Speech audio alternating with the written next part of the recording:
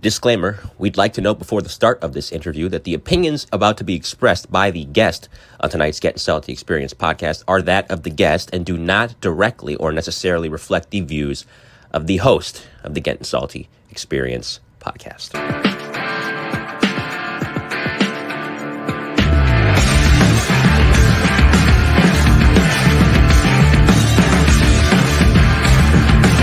Put the fucking fire out!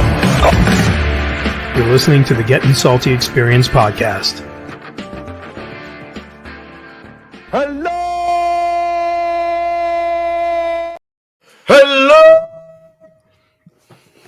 Doug Doyle, double D. I see him in there, bro. Double D's. Doug Doyle. He's got double D's. Like a boiler girl. You might catch me perspiring quite a bit down here because my AC is not working and I'm sweating like Mike Tyson at a third grade spelling bee, bro. It's just pouring down my back right now. Is it awesome. Really? Yeah. That's why he wore the white shirt so you couldn't tell. Yeah, those things, bro. Good Lord. It could be in a cornfield. Oh, yeah. It's not some bad weather over there. What happened there? Something in Iowa, right? They're getting a lot of storms, man. Floods. It's been hot as heck. Floods or something. Lifted the whole house. Oh, that was all the way north. Yeah. It wasn't you, right? Hell no. Oh, man. I don't He's want putting cameras. house He's up flying putting down the cameras in cornfield. You know what I mean? Yeah, he was putting cameras I on got the service in the cornfield. cornfield, baby. You do. When did you I'm come going back? for Florida tonight. I want to go on the record. I'm going for the Panthers today. That's your Yeah, I think that the Oiler girl with a flat tetas is. I don't think it's going to work. I think the mojo has worn off. Who's the Oiler girl? That's the girl who showed her jugs and went viral.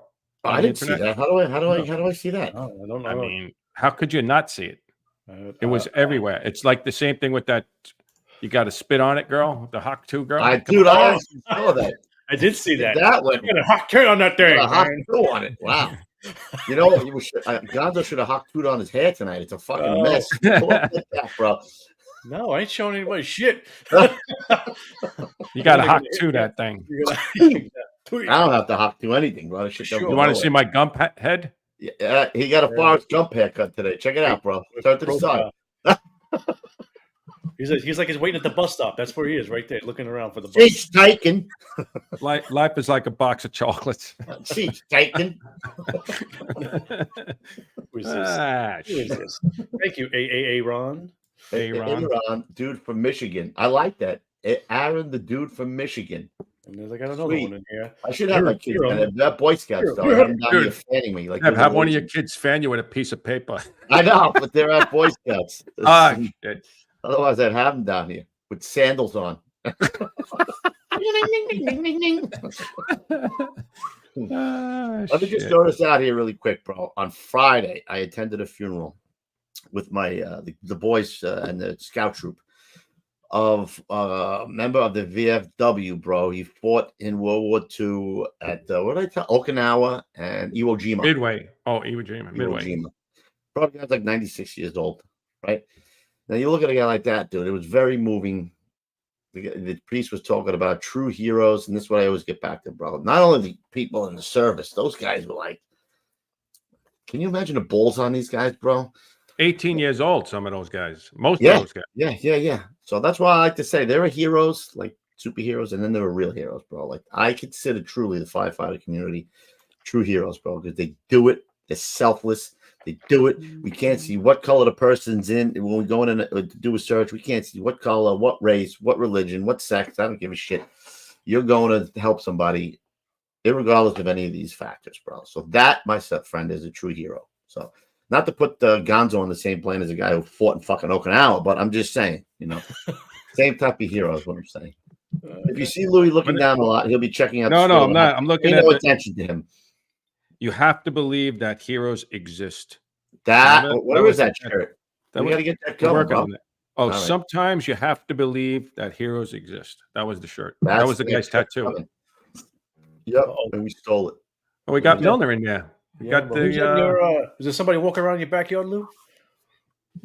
Who's that? Yeah, right there. I just saw somebody walk by to that same area. Yeah? Yeah. Hell yeah. I don't know. We got to play a couple of commercials because Mike Milner, he's coming on the boat trip. He just RSVP'd. Hey, you guys who haven't RSVP'd yet, get your ass. Well, I talked to Bob. Hey. There he is. Sorry. Okay, anyway. All right, get to the commercials because we got to play a couple. Murray. Here we go. Armor Tough Firehouse flooring was recently installed in station number 7, the newest of the DeKalb County fire stations in Decatur, Georgia.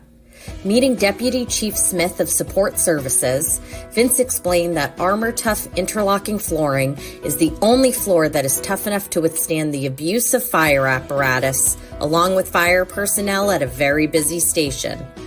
Chief Smith explained, "The flooring in all of our stations over the years gave us multiple problems.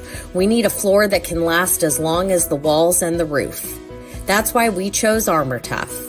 The installation team came from New Jersey, and in 3 days, they had completed their work without any disruption to our daily operations.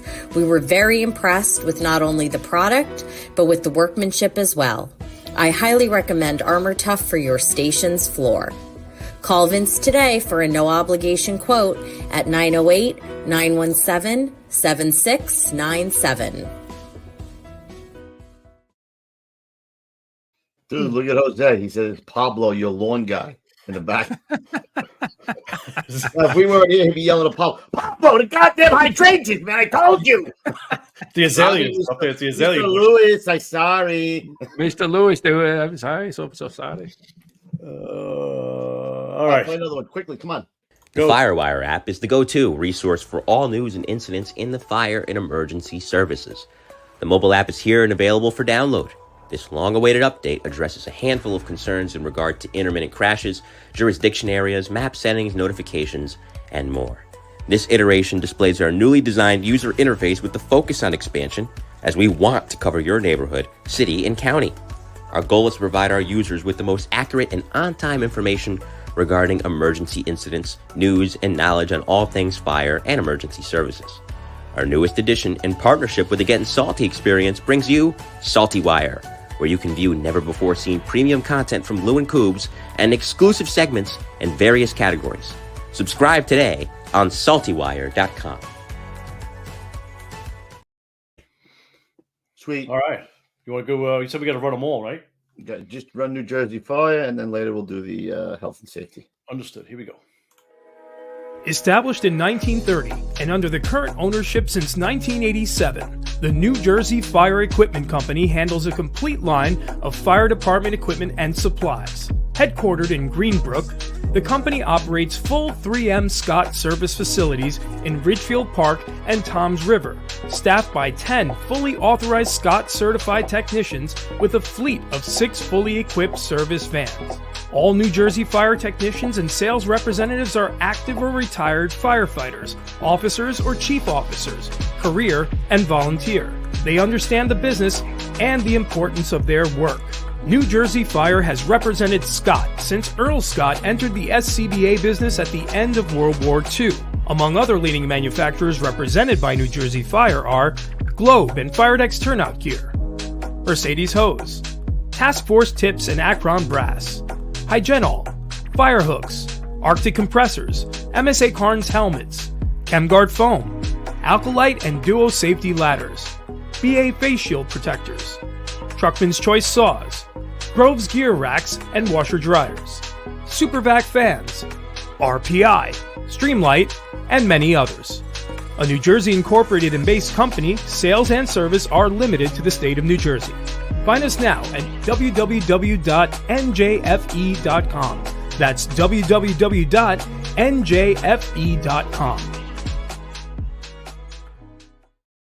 Hi, Roof. Remember the pact we made when we were kids? God forbid I'm ever in a home or something and I'm pissing myself. I don't know my own name. You're going to give me the pillow, right? Correct. Well, the other part of that is I want you to, at my funeral service, to get a big blown up picture of me looking like Earl Scott. All right, I want you to blow that picture up, my Earl Scott shot. You got a picture? No, but you got to take one. All right. Gonz will take it when he comes for the boat cruise. You coming, Gonzo? Right. Nice. He is. Get a haircut first. All right, that's it. Let's bring Mike. You do, Ruff. What you do best. All right, here we go. I'm ready. You ready? Oh yeah, let's go. All right, coming to the stage, our boy Mike Roy. With the horn. With the horn, John. What do you want? I got the horn for you. We'll give him 2. Some double horns. What's up, Michael? Welcome to the shenanigans, Mike. You sure you Okay. want to do this? You good? You sure? I'm good. Yeah? I'm Get good. that out right now. Before we tarnish your name, you got time. Yeah. Let's get patriotic, Gons. Can you guys mind if we do the anthem tonight in honor of 4th of July? Yeah, We may not I be- like it. All right, Gons, look at you. He's just All right. blocking me into his. I don't think he's crazy. Oh, he's something. He's something. something. I don't know. Here we go. Oh, say, can you see by the dawn's early light what so proudly we hailed at the twilight's last gleaming, whose broad stripes and bright stars through the perilous fight o'er the ramparts we watched were so gallantly streaming, and the rocket's red glare, the bombs bursting in air, gave proof through the night that our flag was still there. Oh, say does that star-spangled banner yet wave o'er the land of the free and the home of the brave? That's my MJ. Let me give a little cheers to 21 Truck Tillman. He's back in the chat tonight, my little sawed off buddy. Sort of. All right, Mike, welcome to the show. Thanks for having me. As we always do, I do remember working with you, and always not like Milner. No, Milner was friendly. You were one of the friendly guys, always smiling at us, never muttering under the breath. You know what I mean? You were a friendly wrestling Squad guy. rubbers. Yeah, He was douchebag. thinking it, but he just didn't mutter it. He was. He's got a good game Yeah. face. Good poker Yeah, face. of course. I started as a squad guy, so Right. true. Good point. See that?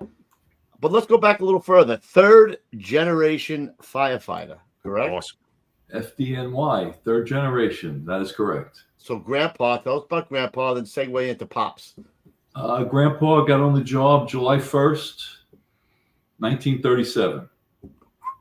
And he stayed there for a few years, I think 10, 12, before he went to 89 engine. Where was he first? You didn't say where he was first. 47 engine. 47 engine. Oh, I'm sorry. Okay. I thought I said that. Okay. 47 engine.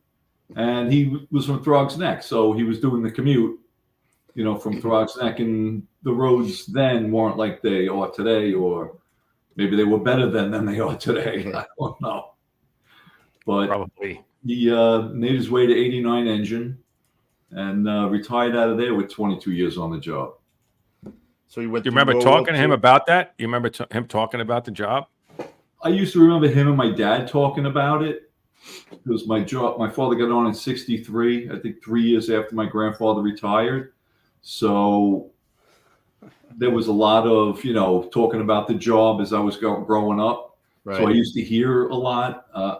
If I'm not mistaken, there was a guy from 89 engine who went off the back step and hit his head on a curb and got killed. Uh-huh. But I think from what I remember, my grandfather was driving.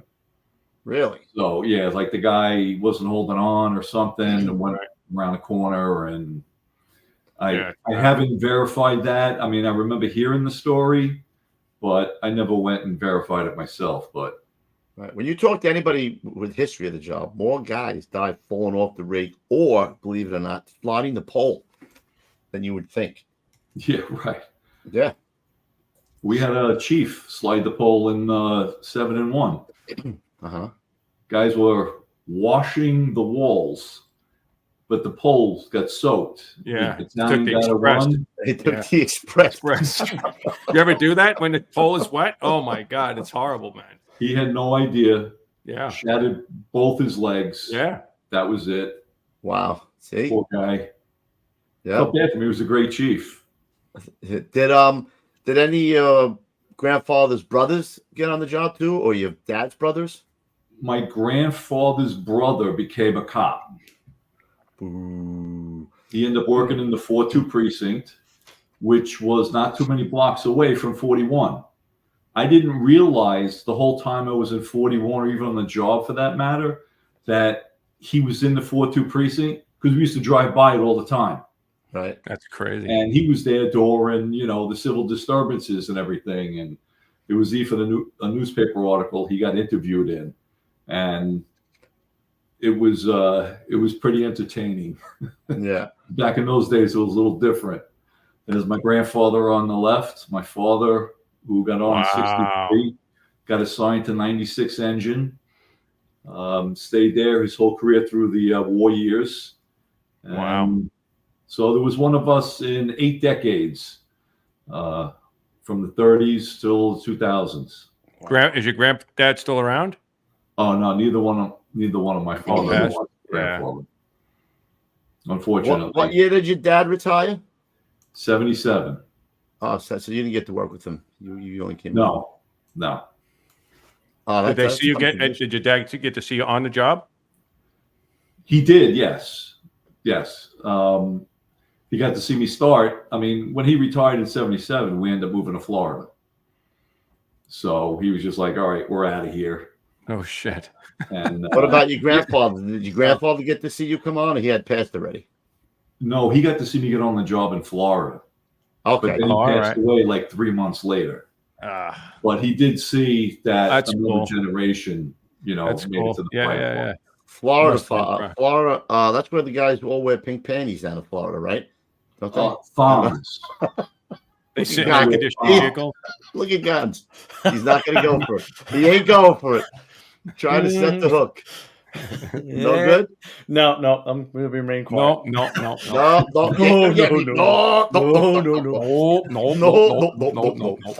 out. I'll pass. So you go and move to Florida. But did you know you wanted to be a fireman before you moved to Florida, or you didn't have no idea? No, I did. I mean, yeah. My father took me once when he went to get his check, back in the old days, because we lived in the Bronx. We lived in Parkchester. Right. And 96 Engine was 8 minutes away from our apartment.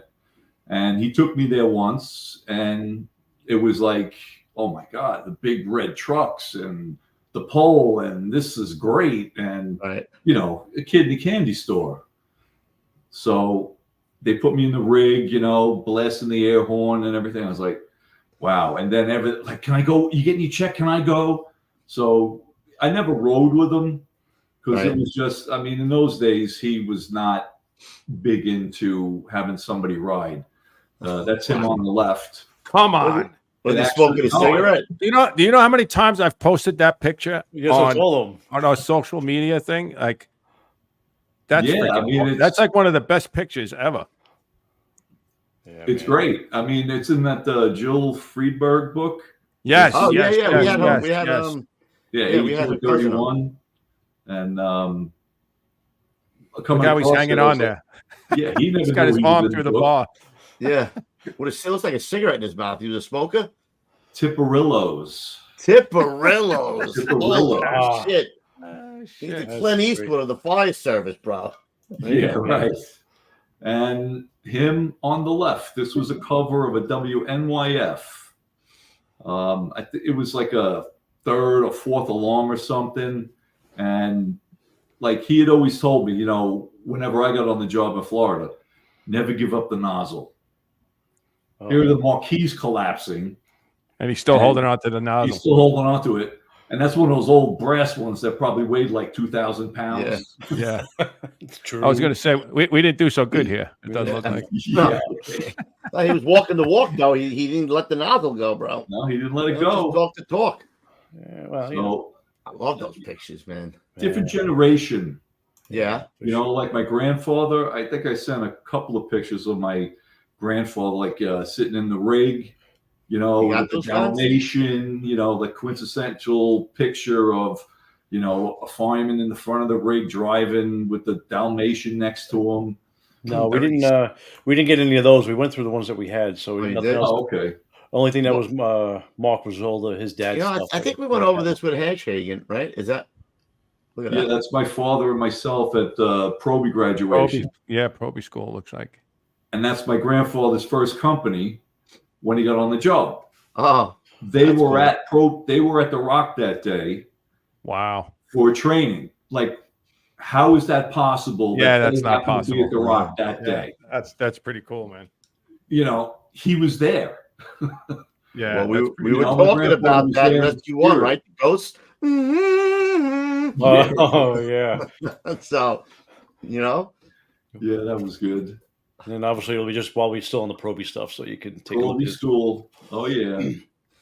this is your class now. Who you were mentioning guys in your class? The most funny man, John LaRocchia. John LaRocchia, absolutely. He wasn't funny in Proby school either, was he? Didn't really have too many interactions with him, but I think he was kind of, you know, keeping himself in check so he didn't get in trouble. Jerry Murphy too. Jerry One of- Murphy, one of our rescue senior crew men. guy. Yep. I Absolutely. see Jerry right in the middle there. I see him now. You see, you pointed him out. He still has I that don't see him. haircut. Where is he? Straight in the middle. About 4 rows back. 1, 2, 3, 4 rows back, right in the middle. His hair is parted that's to the side. Yeah, that's definitely him. Jerry Murphy doing it. Larry Archer, back right, kind of standing there by himself. I see him. Yeah. Mm-hmm. Yep. Where is he? On the right, you said, or in the All back? the way right, in the all the back, way in the back. Right. His Yeah. hair's messy. Yeah, wrestler. Yeah, I was just gonna say the guy with the messy Yeah, hair. the in the back. wrestler. Looks like Gonzo. Oh, thanks. Oh Man, no. you taking shots now, you dick. All right, so that's good. I didn't want to miss. Oh, but that. we skipped that from Florida. Let's go back to Florida. Go back to Florida. Were you rolling heavy back then? A little bit. Did they use that term back then? Rolling Rolling heavy? heavy? No. Yeah. No. No, there's nothing heavy in Florida because it's too hot. Too hot. This was, I think, the day I was packing up to leave to come. That's to how I New remember you. York That's how I remember how you looked. Exactly like that. with hair. Yeah, You- me and you both, bro. Ute. You know Ute? Ute. Yeah, Yeah, Ute. man. Where'd you go? Where'd you work in Florida? A city called Pinellas Park. It's between St. Petersburg and Clearwater. Yellow rigs. Yeah, they Did you were go to any they're fires? red now. So that was a little disappointing when I got there that they were yellow. But So what year is this year in Florida? This is I got on the job in 1981. 81. I graduated high school June of 1980. Went to the fire academy September of 80. Graduated December of 80. Got a short gig working as an ambulance driver in the county for a few months, and then got this job in April of 81.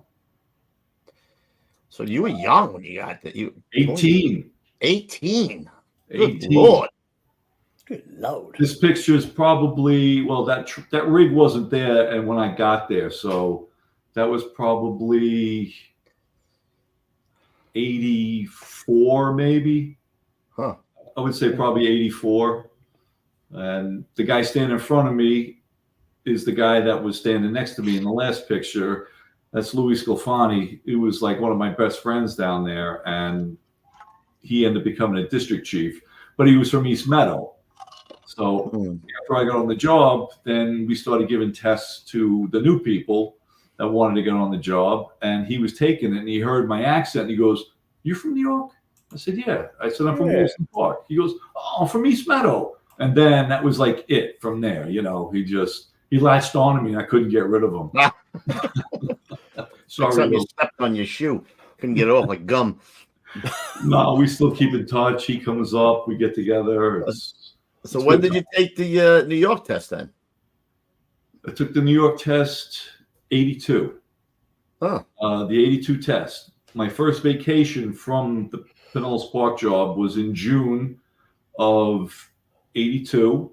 Came up, and all the guys I used to hang out with in Williston Park, where we end up moving to from Parkchester, they got on the volleys. There were volleys there. And when I came up, they were like, "You're a fireman in Florida?" You know, I said, "Yeah." "What are you, a volunteer?" I said, "No, it's all cities. Everybody gets paid." And they were like, "Oh, wow." You know, New York City's given a test. Wasn't even thinking about it. Never crossed my mind. There's that thing again, Roof, right? Out of nowhere. Fate. Out of nowhere. And if I had come up a week or two later, I would have missed the filing. Huh. So it just hit.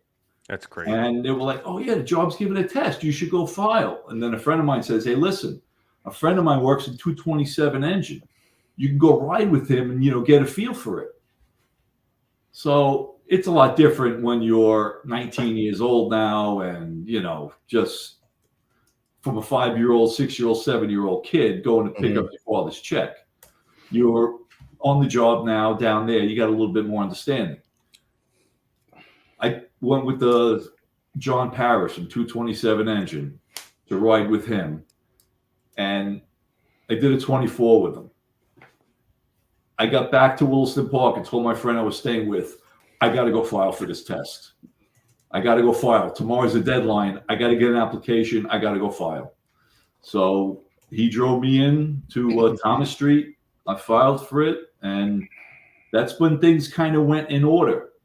You file in June. The test was in September. And, you know, then the physical came, and then you got your card on when you were going to get on. And then the lawsuits happened. Oh. Bow, bow, bow. Right. So that took like 5 years. You know, it took years for that whole lawsuit thing to come to fruition. And then we took the new physical agility test, and it was 100. Then the next highest score was 95, then a 90, and 85 that way. And so I end up with a 97.5, I think, average, 2,200 on the list. So it took a few years, but I was on the job already down there. Right. Friends of mine are like, "Oh, you know what? You should take the New York City PD test because, you know, all the time counts." I'm like, I really want to be a cop. And I'm already on the fire department in Florida, and I was enjoying what I was doing. So I was like, "Nah, I'm just going to stay here until it comes up." And were you catching any work there, Mike, at all? yeah, we were in a middle class city, and it had a decent amount of lower class in it too. So we used to, you know, we used to catch some work, trailer fires, because we had some trailer parks in our city. We had a huge response area, and we'd catch some work. I mean, my first job was in a trailer, actually. And then the rest, you know, house fires and big, like, Queen Anne types they had in some of the old Pinellas Park, like downtown not factories, but more like warehouses, you know, like big tin buildings that you never really went on the roof, you know, and basically you took a multiversal and put it down in front of the big garage door and, you know, float them out. Yeah. Yeah. I mean, so, but no, we had some good job. A lot of accidents. I mean, you know, we got highways running through there. The accidents, emergency, medical, forget it. I mean, it was 80% medical. This was actually, I was the acting lieutenant on that engine. And that was one of my last runs on the job in Pinellas Park. I don't think that guy did too good. Nah. No, 3 DOAs, one with a decapitation. Woo! And you see that Scotty sign is like a lumberyard where it's like an old time Home Depot. One of the guys that we worked with was off duty. He worked on another shift, and he worked in there on the side.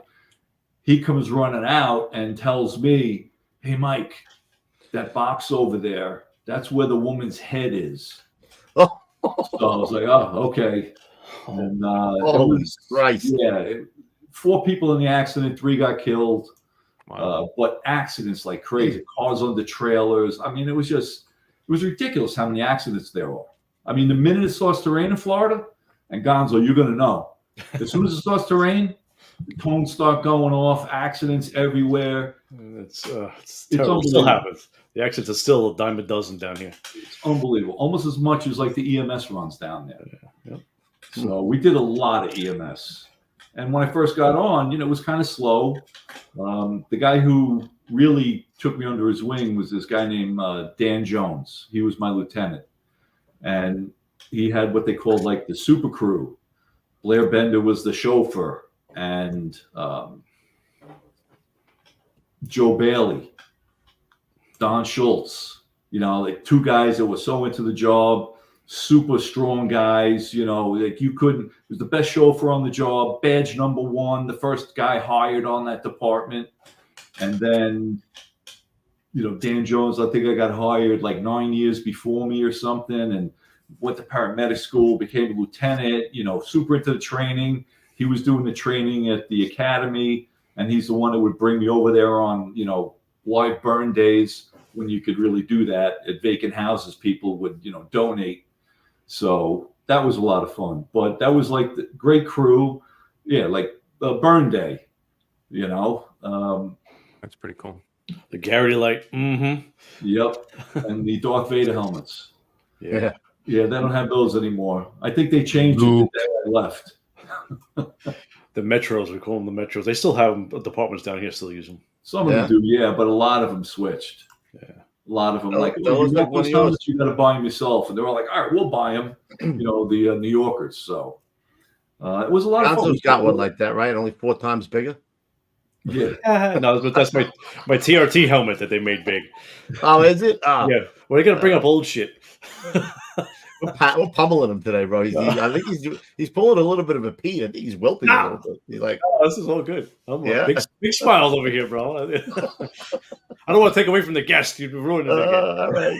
No, that's all right. Fellow Florida guy. It goes around, bro. You know that. It goes around the table. It's like a circle. Like a skull. And that job down there, I mean, the whole county was really getting progressive in the fire service.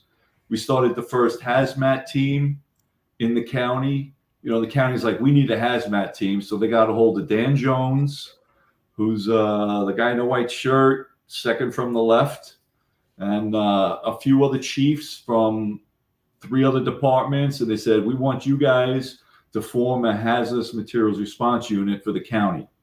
So we trained with these other departments, had a county-wide system, and, we became hazmat specialists while we were down there.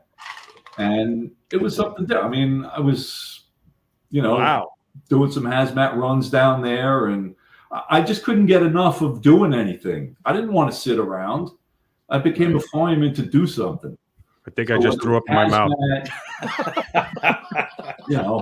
You threw up some hazardous materials in your mouth.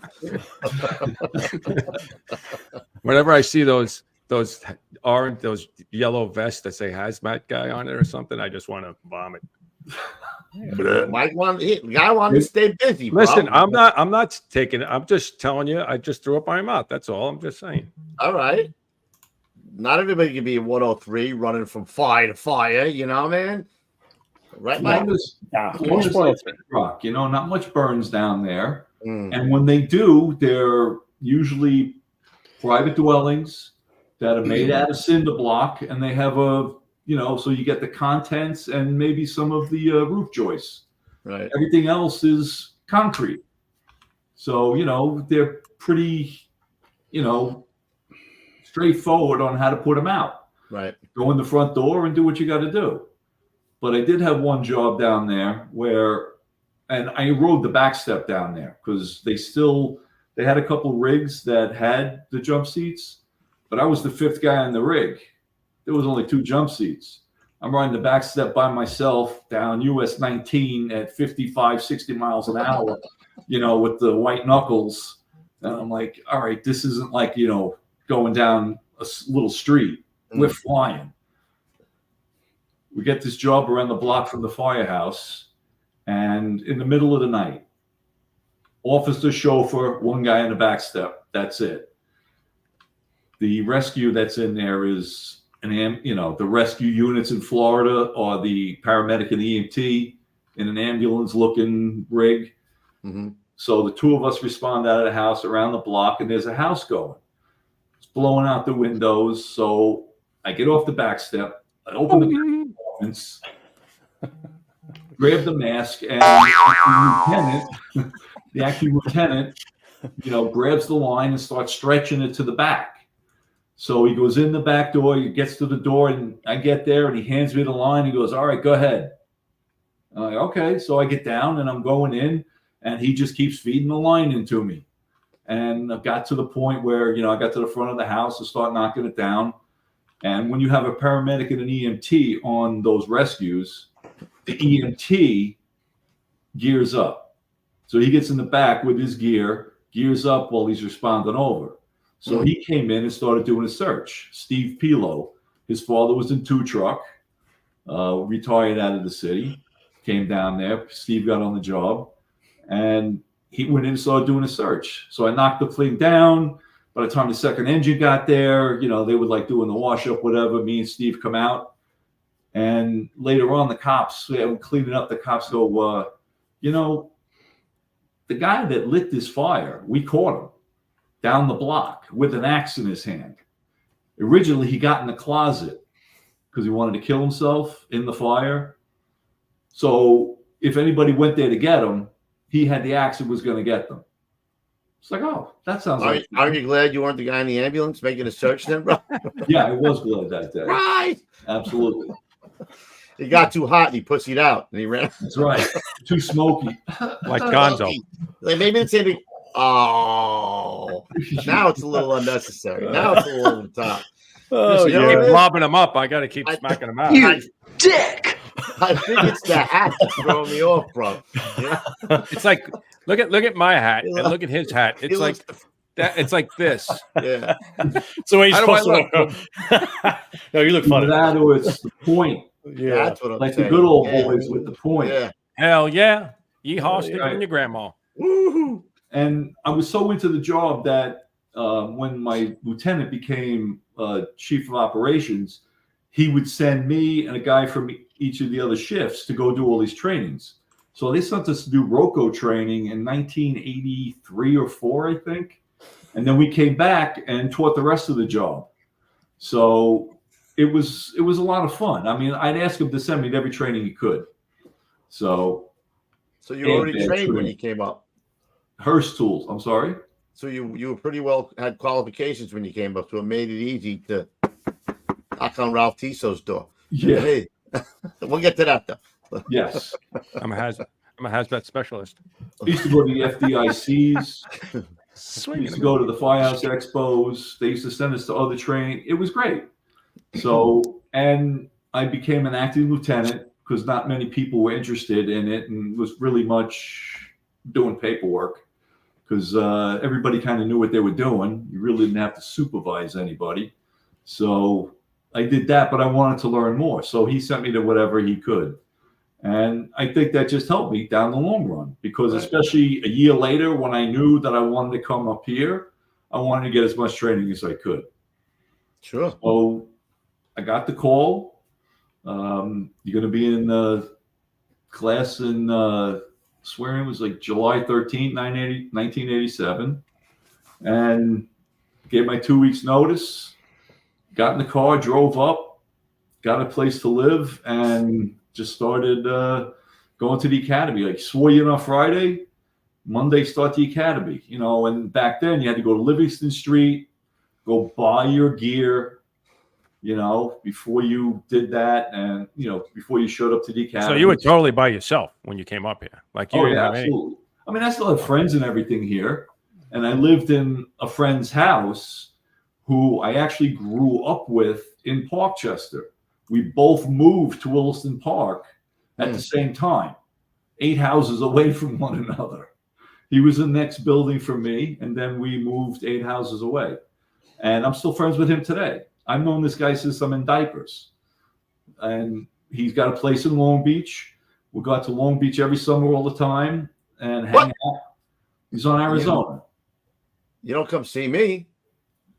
You didn't tell me you were there. Oh, see, now I will. There you go. Now we know. Now we know. My father rented a house in '69, and what? West End. What's the next block past Arizona? Is it Pennsylvania? I don't even remember. Oregon? I don't go down there. All the young kids are down there. Yeah, Partying in the street. Yeah, we were kids then. They rented a house for the summer because it was the first time I think my father had a summer vacation. So he's like, "Oh, going down to Long Beach," and we stayed the whole summer there. It was great. So I love going down there. He's still down there, and we have a great time. But getting back to the job, I stayed at his house.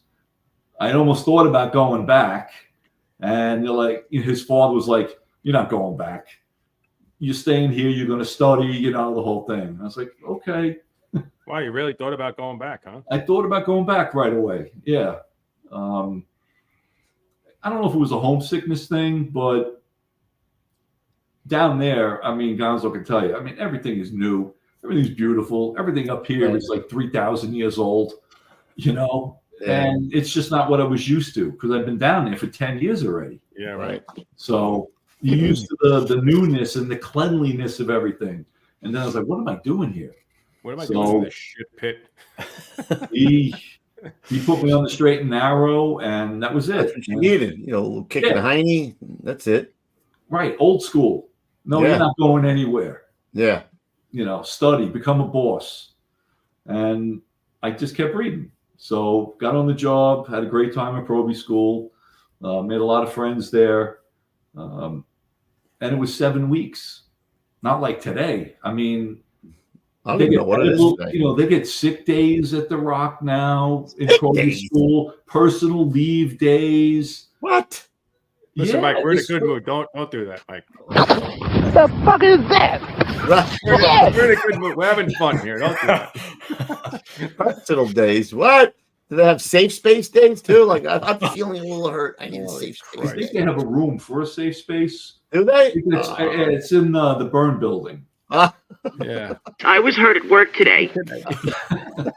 And they fill out a her feelings report, forward into the medical office. You weren't on then, Ruffy. Guy would have walked in here. I need to fill out a hurt feelings report. He'd be like, he would throw him out the front window. The other guy went to Ruffy's office for a hurt feelings report. Woo! Right out the window. I've heard some stories about some of the new guys that came on. No, we're having fun. We're having fun. Don't want to go there. It's a All right, so you go to where do you go? One truck, a 7-engine. I went to 7-engine. I'm like, a friend of mine's father was driving one of the commissioners, and I was like, hey, Larry, can you do me a favor? Can you talk to your father? I want to go to a truck, but I want to go to Manhattan. I left Florida. I want to go to the bright lights, the big city. That's where I want to go. This picture is we got called to man one of Marine One for a dock fire. So they sent 7-engine. I guess the engine that normally does it was out on a run. So they sent us. Greg Gargiso on the left, Joe Bono, a 283 guy in the war years, my lieutenant, Mike Babino on the right. He just retired like 2 years ago with 38 years. Wow, that's awesome, man. All that. He was in. He retired out of the battalion, but he stayed in that house. He had to be a volley, bro. He's got a hood there. He had to be a volley. Where do you get that hood from? Levittown. See, I knew it. Volley. Yep. No, he was a good guy. I always liked working with Mike. Great guy. All the guys down there were great. So I told my friend Larry, I said, yeah, I want to go to a truck, but I want to go to Manhattan. So he's like, all right, I'll talk to my father, see what happens. I said, listen, I would love to get 26 truck because he was in 58 engine. I'd love to get 26, just up there. I want to be up that way. As long as it's in Manhattan. So they're reading out us, okay, here's your assignment. So we're all sitting in the auditorium. And I'm sitting there. I'm like, I don't have to listen for a while because they're going to do all the engines first. And they're like, here it is.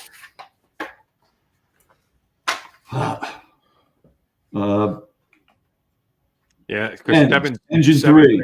Jim Rice, engine 3. Daniel Mike McCarthy, Roy. engine 4. Pete Runfola, engine 4.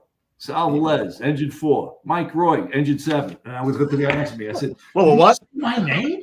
Because I wasn't really listening. Yeah. He just said my name. And it was like, yeah. I said, where am I going? He said 7 engine. And I'm like, where the hell is that? So Timmy Westall also got assigned there. So we talked to each other afterwards. We didn't really talk much during the academy. Right. But after that, it's like, all right, we're going to the same place. So when you get your assignment, we drive down there and we report in. And, Joe Bono, the guy you just saw, was the officer. And I just moved up from Florida. 7 weeks the academy. It was grueling 7 weeks. Grueling 7 weeks, especially that 1 week of peace officer training. Oh, it's tough. But I never told anybody in the academy that I was on the job in Florida. I was there for 6 years. I never said a word. I was doing very well on the written tests, and the only thing that got me was like the building construction and things like that, because I didn't know it. I really wasn't used to it, but I studied and I still did pretty good, but it was new to me. But all the other firematic stuff, that was just like second nature to me at that point. So the guys in my carpool, Tommy Sidlowski, Chris Piazza, and Rob Delato. Piazza was a correction officer in Nassau, and the 2 other guys are city cops. So they had, a little bit, don't worry about it, don't worry, And then they were like, I didn't drive my car because I still had Florida plates. And they're like, you better not show up here with out-of-state plates, into the parking lot, because we're going to fire you. And, so I'm like, I can't drive my car here. So when I finally did, I got my New York plates because we did the, rotation. I did the 4th week. And by then I got the plates. And I saw a international sticker on the back of my car.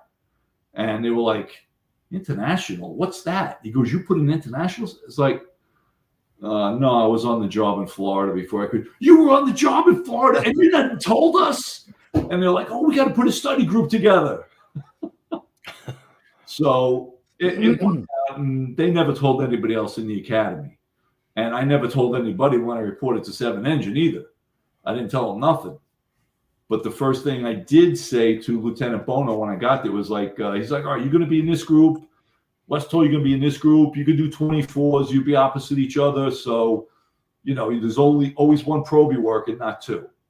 Okay. Oh, by the way, can I get next week off? Can I do a mutual? And he's like, looking at me. I said, I just moved up from Florida. My best friend's getting married. I'm in his wedding party, and he was like, oh, yeah, sure. He filled out the mutual card.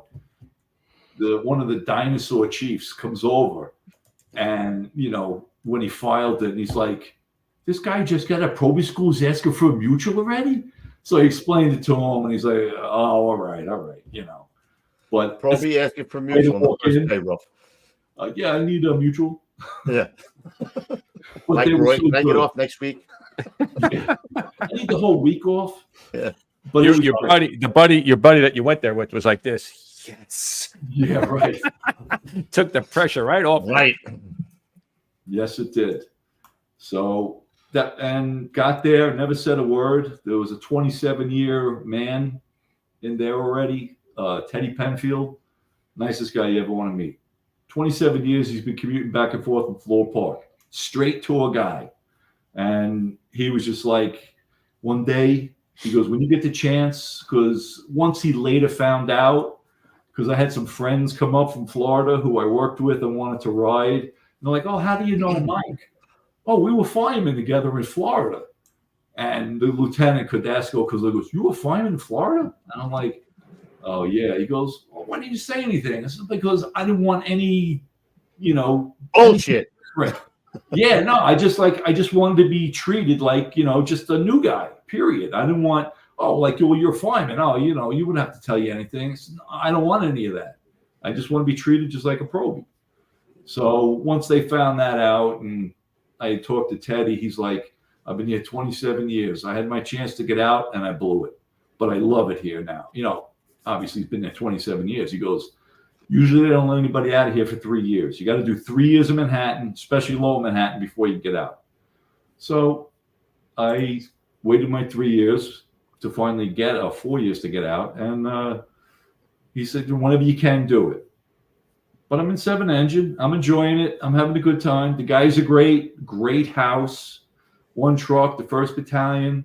And then you got to do your 30-day detail back in those days to an opposite company. And usually you go out of the house. But 1 truck was short on manpower, as was like the whole 1st Division. They said, no, you're just crossing the floor. So I was like, oh, okay. That was great. Didn't have to move anything. And right before my 30-day detail was over in the truck, Captain Tom Pilner comes over and he goes, you want to stay in the truck? Because I want to keep you. And I was like, okay, Cap. Yeah, I'll stay. I think if a captain's asking you to stay in his company, like, yeah, no, Cap, I'm going to go back to, right. Yeah, you're going to stay. You know, if a captain asks you, you don't want to burn a bridge. Right. So what is that down on Duane and Reed down there? Or Duane Street between Church and Broadway. 2 blocks. Both that firehouse. It's a beautiful firehouse. Oh yeah, that's one of those 1905, 07, something like that. Really nice firehouse. Beautiful. So you're staying in 1 truck, and there's something about a Class A you got there. Yeah, we had a high-rise job over on Greenwich Street. Pilner was gone by that time, and Captain Mike Bradley was the captain. And we had a job in this new high-rise under construction. Like, the whole outside was all done. The inside was done. Now they're, like, packing the stuff with the furniture and getting it ready for occupancy. So we get there, and I guess the fire safety director's out at the front curb. And we pull up first, and he's like, there's a fire on, I don't know, 17th, 18th floor of this 30-something story. And he goes, there are people trapped up there. So we get in the service elevator, go up, get out a couple floors below. Me and Tommy Inkin are the outside team. So the inside team stays with the captain. They go their way. Me and Tommy Inkin go another way.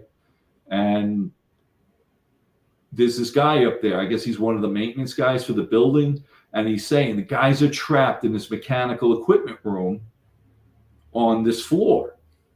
And the door to the mechanical equipment room is in the floor elevator lobby. There's, I guess, like 4 elevators there. So you got to go through that elevator lobby. But that's where they were stacking all the pallets, boxes, furniture, everything they were getting rid of. And I think there was some kind of labor dispute going on. So somebody torched it. Uh-oh. And trapped like 4 people in that room. I mean, Tommy went with the guy down the hall, and I could see like the heat and smoke blowing out of this. So I walked down the hall, took a left, and I was like, well, this thing is ripping. There's no, like, you put your head around there, and like you put your head in, it was ripping. So I came back, and the guy told Tommy that they were behind this one wall. So we started breaching the wall to the mechanical equipment room. And where we were breaching was the plenum return. So it's double 5/8 sheetrock on one side. And now you got the metal in there. You got the ductwork there too. Right. Double 5-inch sheetrock, double 5/8 on the other side. So we're hitting this thing. It's like, is this cement? Like, are we on the core of the building? So the guy says, no, this is sheetrock. We're getting through it. So we get a hole big enough, both sides, and we start banging it off the inside. And now we see the air vent that's taking the return in. And Tommy Inkin gets in the hole, and now he's between basically the wall of the mechanical equipment room and the studs. And he's just in there like this. He's getting the Halligan in there trying to force open this vent, because if we pull the vent out, we can get them out. So he wasn't really able to, the opening wasn't big enough for the Halligan to move around. So he gets the Halligan in there, gets like the top, pries it out a little bit. I reach in, rip the thing down toward me at the hole, and then all of a sudden, like, these heads come out. And the Like gophers. The heat you could feel behind these people. Unbelievable. Oh, yeah, it was unbelievable. They couldn't get out of that. I mean, and all we did was be able to bring the vent down to the bottom of the hole that we breached. And they like climbed out and crawled out of that thing. Because, I mean, and the heat coming out behind them. And their shirts would get, like their white shirts were getting ready to light up. It was hot. And you only got a Class A for that? That's what everybody said. But the Chiefs like, somebody told you where to go, You're like, they're getting Class A's to put a ladder up 3 buildings down on a floor above somewhere. Not even in a fire building, for God's sakes. They're getting A's. David, 4 people. Breaching a wall, 2 walls, actually. Getting that, But that was a different time. The best part about that whole thing was when Rescue 1 got there, we already got them out. The engine got the line on the fire, got it all knocked down, kept it to, that elevator lobby. And when we got downstairs, Lieutenant Jimmy Ellison, Sr., was down there with rescue in the lobby. He was the rescue lieutenant.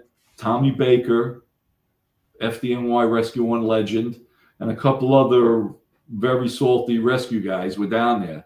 And I knew Tommy Baker because he lived around the block from me in Williston Park. When I was a kid, I buffed around the Volley House, and Tommy was always great to us. So he knew me, and he knew I was on the job because I'd seen him at different jobs.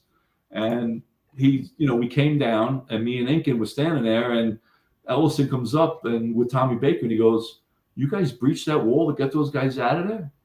And we're like, "Yeah." And they were both like, "That was a great fucking job." He goes, "You guys, that was great." It's like, you're getting kudos from Jimmy Ellison and Tommy Baker. That was a Class 1 right there to me. Yeah, right, exactly. Yeah, so the Chief's like, all right, write him up to the captain or whatever. And we got a unit citation out of it. And me and Tommy both got Class A's out of it. But, and they're like, sometimes if there's not enough guys that did 1, 2s, and 3s, they go to the A's. So maybe you get something. And I'm just like, whatever. Yeah. I'm not here to put ribbons on my chest.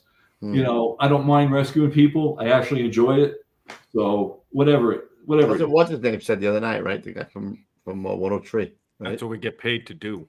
That's what we get paid to do. That's what he said. That's what I'm here for. As he was coughing up a lung. Yeah. Literally. Hack up on that thing. So while I'm in one truck, we got the Hearst tool. We got that stuff because we got the West Side Highway over there. We got the Brooklyn Bridge, so we had the tools, so we got to use it a few times. And I had so much use of that tool in Florida. The airbags, cribbing, grip hoist. I mean, all these different tools I had use of. And I think I had 3 years on the job because I was first grade back then. I went and actually interviewed with Jack Calderon of Rescue 3 when they were still up in Manhattan. So we were like, yo, you got 3 years on the job, they'll let you out of the battalion now. I went and interviewed with him, and I had told him, I'm on the job, 3 years, blah, blah. I said, but I was on the job in Florida, I had all this training, all this other stuff. And he goes, where in Florida? Like, I'm telling him all this stuff. He's like, where in Florida? And I was like, Pinellas Park. And he like paused and he sat back in his chair and he goes, we sold you a rig. And I'm like, when I got there, there was an old Mac rear mount aerial sitting there that was one of the TCUs that Pinellas Park had actually purchased from the city. No shit. How he knew that or remembered that. He's the rig guy. He's the guy that writes a little books about the rigs. He knows there's nothing he doesn't know. Nope. And I was like, as a matter of fact, you're right. That rig was sitting. It was out of service when I got there, but they bought it and they were actually using it for a while till it didn't pass any more tests. So he's like, okay, because I want to get you up here. There was like 2 guys ahead of me. Timmy Brown, he ended up going there. Joe Cunningham, before he got on the job, he was an ESU cop. So he had all the training, and then it was me. So we took Timmy Brown, Joe Cunningham got made, and I'm like, I'm next on the list. Calderon gets made. Oh, So another he gets made, wah. and his list goes with him. I'm just like, but by that time, I had gone to interview with Tiso. This is like a year later. Mm-hmm. You know, a year later, I interviewed with Tiso, and I told him, you know, on the job, on truck, blah, blah, blah. And he's like, okay. He goes, I have another guy. I think it was Donnie Regan he was bringing up. I have another guy who's an EMT. We're bringing him over from Brooklyn. And I said, oh, you want to know about that? And he's like, what do you mean? I said, oh, well, I was on the job in Florida for 6 years. And, you know, I was an EMT down there. I went to a ROCO training. I did all this other, you know, went down the list. And he's just like, oh, okay. So he's sitting back in his chair, listening to me go through my resume or whatever. And he's like, all right. He starts right now. What's your captain's name? All right. I'm going to get you up here as soon as I can. So like 2 weeks later, I was there. And maybe you should have just led with that immediately. Started off with that. Was the green machine, baby. The green machine. You know, I didn't want to, you know, like, hey, I'm a big buff, or, you know, like, but I mean, it was a professional occupation in Florida, right, Gonzo? It's professional. Yeah. We roll heavy down here, you know. I knew that was there. Threw up in my mouth again.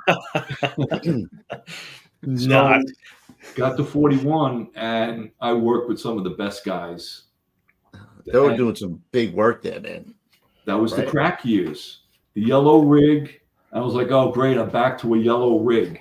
I left Florida for red ones, and now I'm back to, you know, a yellow rig. So, I mean, I work with Tiso got me over there. There's John Citarella, Danny Sheridan there on the left, John Buckeye, you can barely make out, and Sammy Marquez. He was one of the senior men over there, and beloved 41 guy.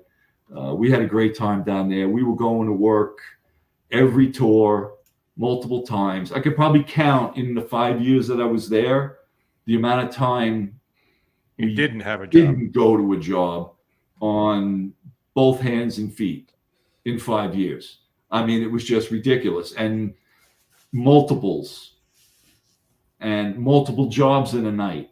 And you're on the radio, or you're almost taken up, and you can hear the dispatcher calling the chief. Is squad available? We got another job for them.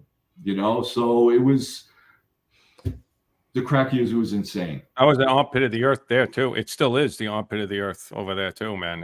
It's a shithole. Oh, it is unbelievable. I went over there for the 150th anniversary. Oh my God, still shithole.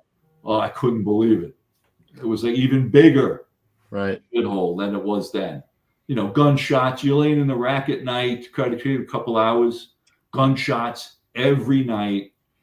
You know, it was just the screaming going on. It was just ridiculous. Was Paulie Soman there at that time? Paulie, Gandiello, all those guys? Soman, Gandiello, Citarella, Murphy, McCardle, John Buckite, Bobby Kanabe, Kevin Quinn, John Hassett. A lot of these guys got made too, you know. Every little ting. Richie Ting. Richie Ting. Every little ting. Every little ting. Kevin McCardle, John Citarella, and Eddie Walsh on the left. I think that was a Harlem picture. But yeah, I mean, that was great about you guys. You guys used to shoot over the bridge, right at the Harlem. Oh my God, it was unbelievable. It was just we'd shoot over. I mean, at one point, 41 was third due, and when they reopened them in 90, because I went there a year after. I didn't go there when they first opened up, because when they were first opening up, Joe Bono from my lieutenant 7 Engine, the 283 guy, had Squad 4 in his quarters during the war years. Right. And he's like, hey, you want to go to a squad? And I was like, what's a squad? Because when I first got on the job, I never knew what a squad was. I never heard of one. Even though Squad 1 was in service, like, who are they? I don't know who they are.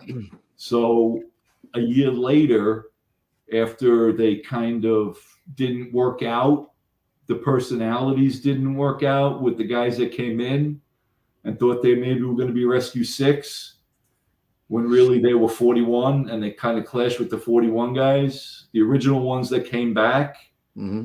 and they really pissed off the companies around them because they would show up second due or third due with tools when they were for a second due engine box. Yeah.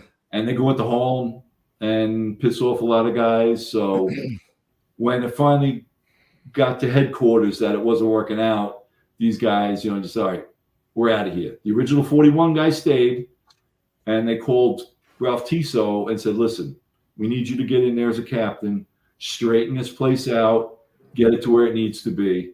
Because Ralph was a Bronx Harlem guy his whole career. Right. So he knew all the chiefs. He knew all the officers. He was like a legend. He was a legend himself over there. He was in the TCU back in those war years. So he knew all these guys.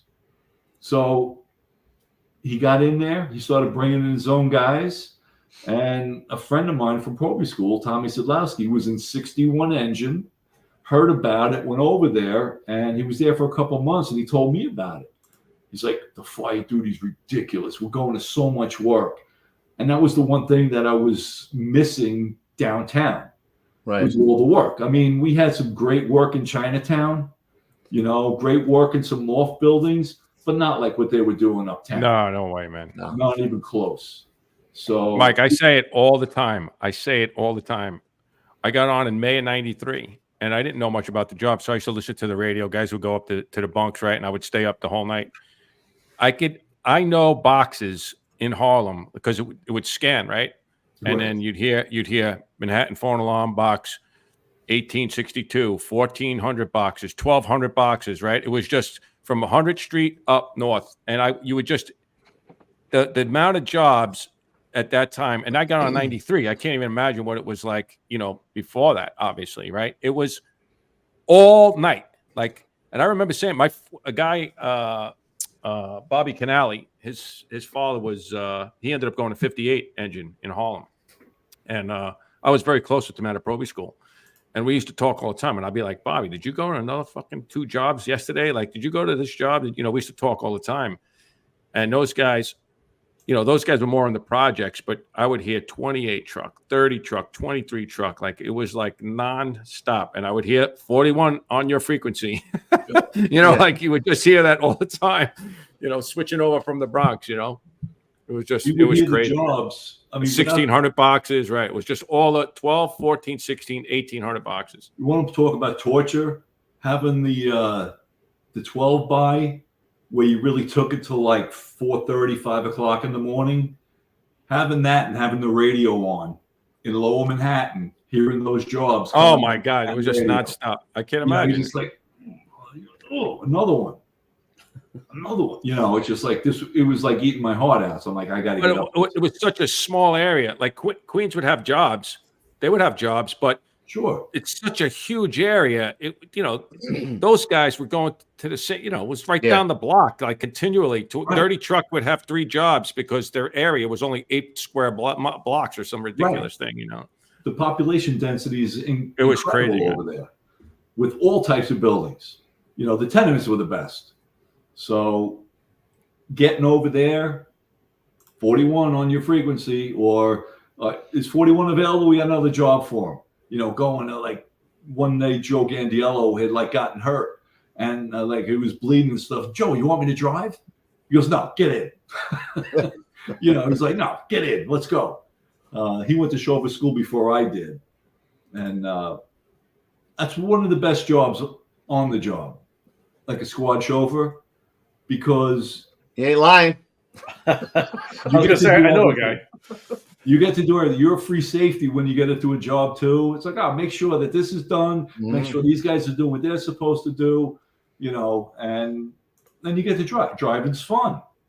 Yeah. Driving a rig is fun. And, you get first, second do work, third do, you're pumping, doing whatever. And getting out of the rig, second do, third do in the Bronx. Oh, where you going? We don't get out of the rig. Sit down. Take it easy. Brooklyn, everybody's getting out of the rig. They're running to go stretch out. Yeah, it's just a food on the stove. Relax. We wait till we hear, it was a little more relaxed back then. One of the Procaccini goes 41 headed back to the mainland. Yeah, I right. used to say that a lot. Yes. Who were the lieutenants there, Mike, when you were there? Lieutenants were Chris King, who was the captain of Rescue 3. Rescue 3, yeah. Charlie Schmidt, home run. Tough little bastard, man. Oh, right? God. He just got run over by a freaking bus, and he's already back out, right? I mean, he was messed son of a bitch, up. man. Yeah. Messed up. And he's already back out riding his bike. And Dennis Moranchek, 19 truck guy, didn't study till he had 20 years on the job. He got on our job, I think, in 68, but he was a cop for a couple of years, and 19 truck through all the war years. So he,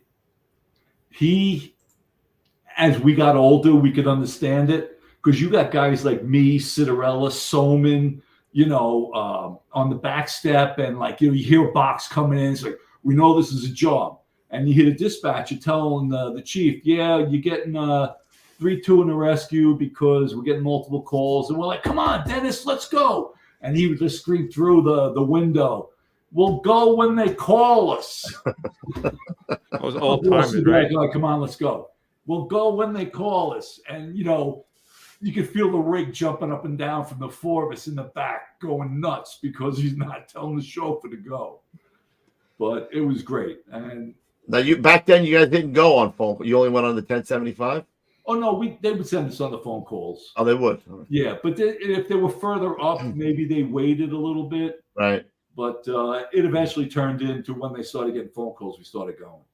But Citarella, he got there during the first round when they opened, when you had Patty Brown was there as a boss. Clee House. Yes, Clee House. A few, some legends were in that place. And I think I even have a picture of the first group of guys that went there when it reopened. E.J. Tierney went there. A lot of these guys were chasing fires, ended up going there or something. And then when they bowed out, gave us the opportunity to get in there. And like I said, we had such a great group of guys. Unbelievable. Guys are studying, Buckeye was there, became assistant chief of department. Danny Sheridan, he's a battalion chief in the 3rd Battalion now. Yeah, that's me and Dan. I guess we had the... Wow, I didn't realize he was there that far back. Sparky. Yeah, he was original 17 truck guy. Sparky, I called him. Yeah, right. Who was calling him that? That was... whoever that his senior man was that we had on. Tony LaMagna. What's that? Tony LaMagna. Who's that? No. The senior man in 41. No, that's in 17 truck. In 17 truck, used to call 17. him Sparky. Used to call us Sheridan Sparky. You just had him on too. What the hell is his name? I can't remember what I had for dinner tonight, bro. Crying out loud. Oh, it was Lawson? Lawson. Lawson. Yeah. Great guy. I used to love getting detailed down there when we were in the 14th Battalion, and the houses around there were great. And then you had the greatest squad hater of all. Cancel the squad. A 55 truck fireman. Became a captain of squad 252. Oh, I wonder who you're going to say. Mm-hmm. No. Oh, who was that? That was, I know who you're talking about. Not Metcalf. No, we had him on the show. Who? Tricarico? Wasn't Tony? Wasn't Tricarico? Oh, no. No. Not Rossweiler. No. Steve's a home run. He couldn't hate anybody, that guy. No. Elson? You're talking about Jimmy Elson? No, not Elson. He was the captain of 252. Who the heck are we missing? It was during right after Rossweiler got promoted, he took his spot in 252. Who the hell was that, rookie? I know. He's a chief now, isn't he? He retired. Rossweiler retired, but this guy, he retired as a captain out of 252. Oh. Yeah. Leading you up to it, I can't even remember his rank myself right now. Oh, I thought you had it. Ronzoni's like, who the hell is it? I was going to say. One of my guys will text me who it is. Yeah. I asked, he said Metcalf. I said, no. Metcalf. I said Back that. there. We said yeah. Metcalf. Oh, Yeah, I I was said like, oh, Metcalf. that was going to be my He first used choice. to be the biggest ball buster I could see that. for 41, period. Really? Oh, my God. He was the worst. It's in here, bro. Yes. It's in here, bro. Yeah, right. It's in here, bro. Squad hater. Oh, Captain Squad 252. Isn't that always how it is, though, Mike? That was always Yeah. how it was. I broke Except- Mandeville's balls. Mandeville was the Except same with all in those dirty guys. truck. He never gave up. Who? Oh, Nicolello. Nicolello. Yeah. He never switched over. He never He stuck to his guns.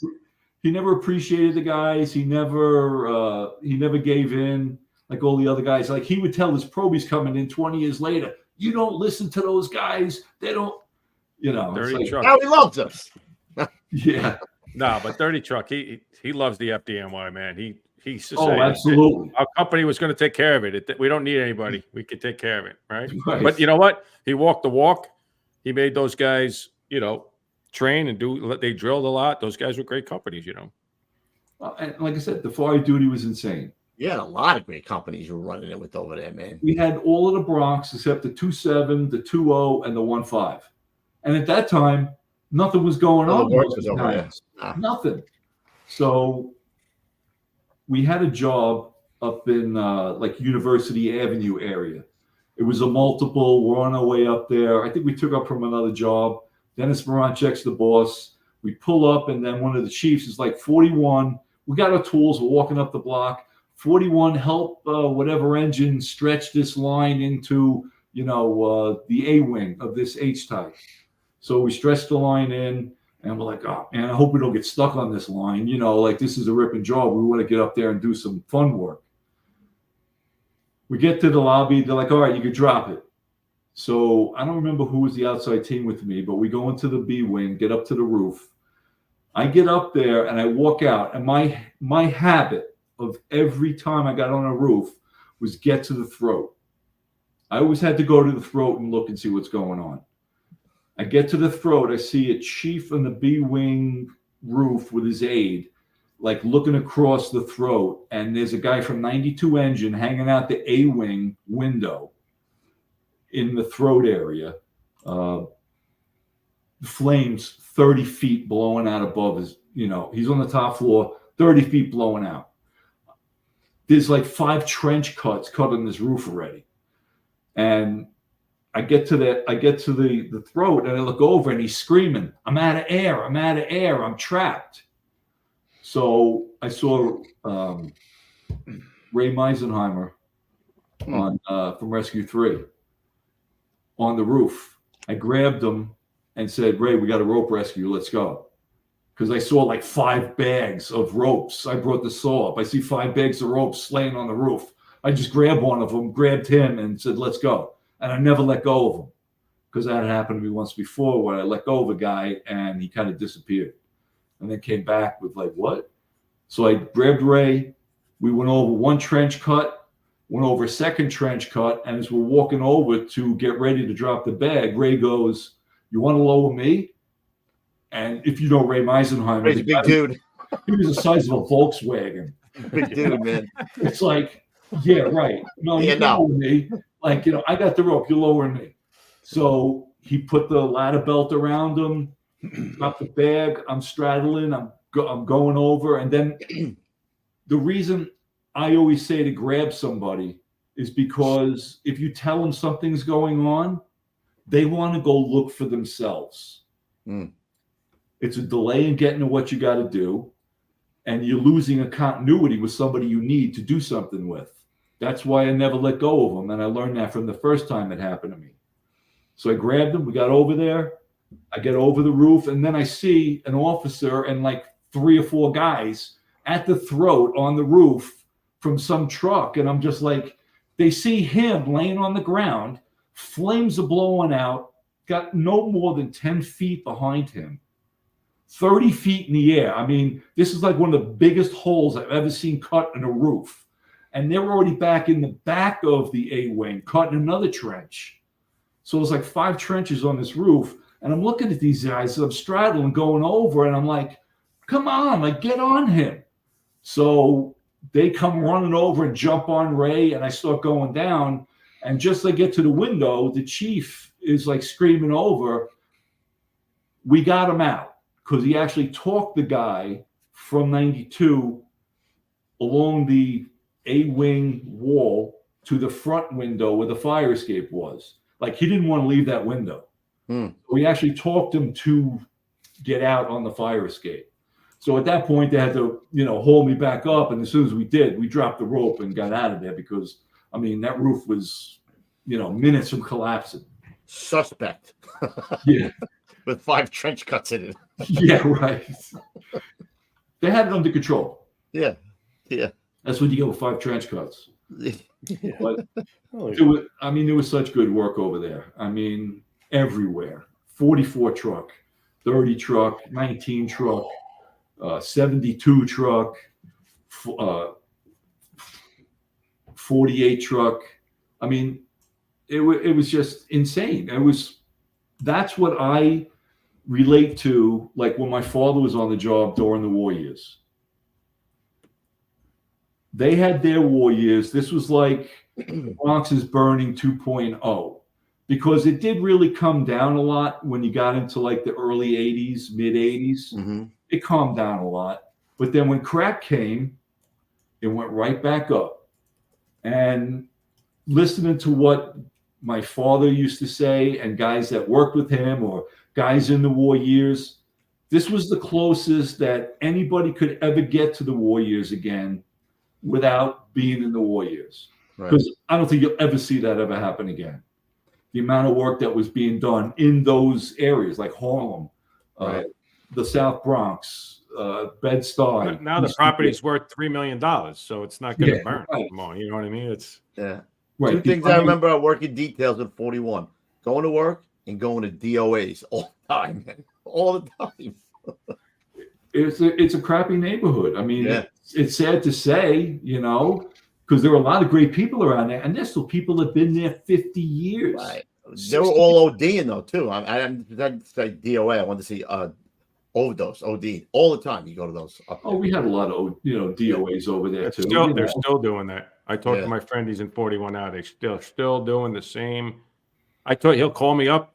He's not on the phone with me 2 seconds, and the beep boop goes off. He's like, we got fucking EMS or something, like. I used to have my brother come up and ride with me. My brother-in-law, who was a captain in Tampa, he would come and ride with us, and they'd bring a video camera. And they'd sit in the front, and they would video going out to the jobs in Harlem or in the Bronx. And there were jobs. They're like, oh, look at this one. Look at this one. And down by 83 engine, flies blowing out the rear. My brother-in-law is like climbing fences. And the cop's like, what are you doing? He goes, oh, I'm with the fire department. We're 41. All right, go ahead. It was a lot of work. It was great. You know what question I'm going to ask you then? Why did you leave? I'd always wanted to be in a rescue. Uh-huh. And when the Olympics came, I was still in 41 in 96, in the summer of 96. And I went down with the FEMA team because they had a stage there for the Olympics. So we get there on that Friday morning, and there's the Black Hawk helicopter in the background that they took us for a ride in, because that's what they were going to take us down to Atlanta, because we were on the outskirts of Atlanta at some campground, and they were going to take us, via choppers. So we get there that day. The crew were relieving. Me and Freddie LaFemina. There he is. He was a lieutenant then. He was a lieutenant in 4 at that time. You notice the sign up there, right? FLTF2, the New York TF1. Yes.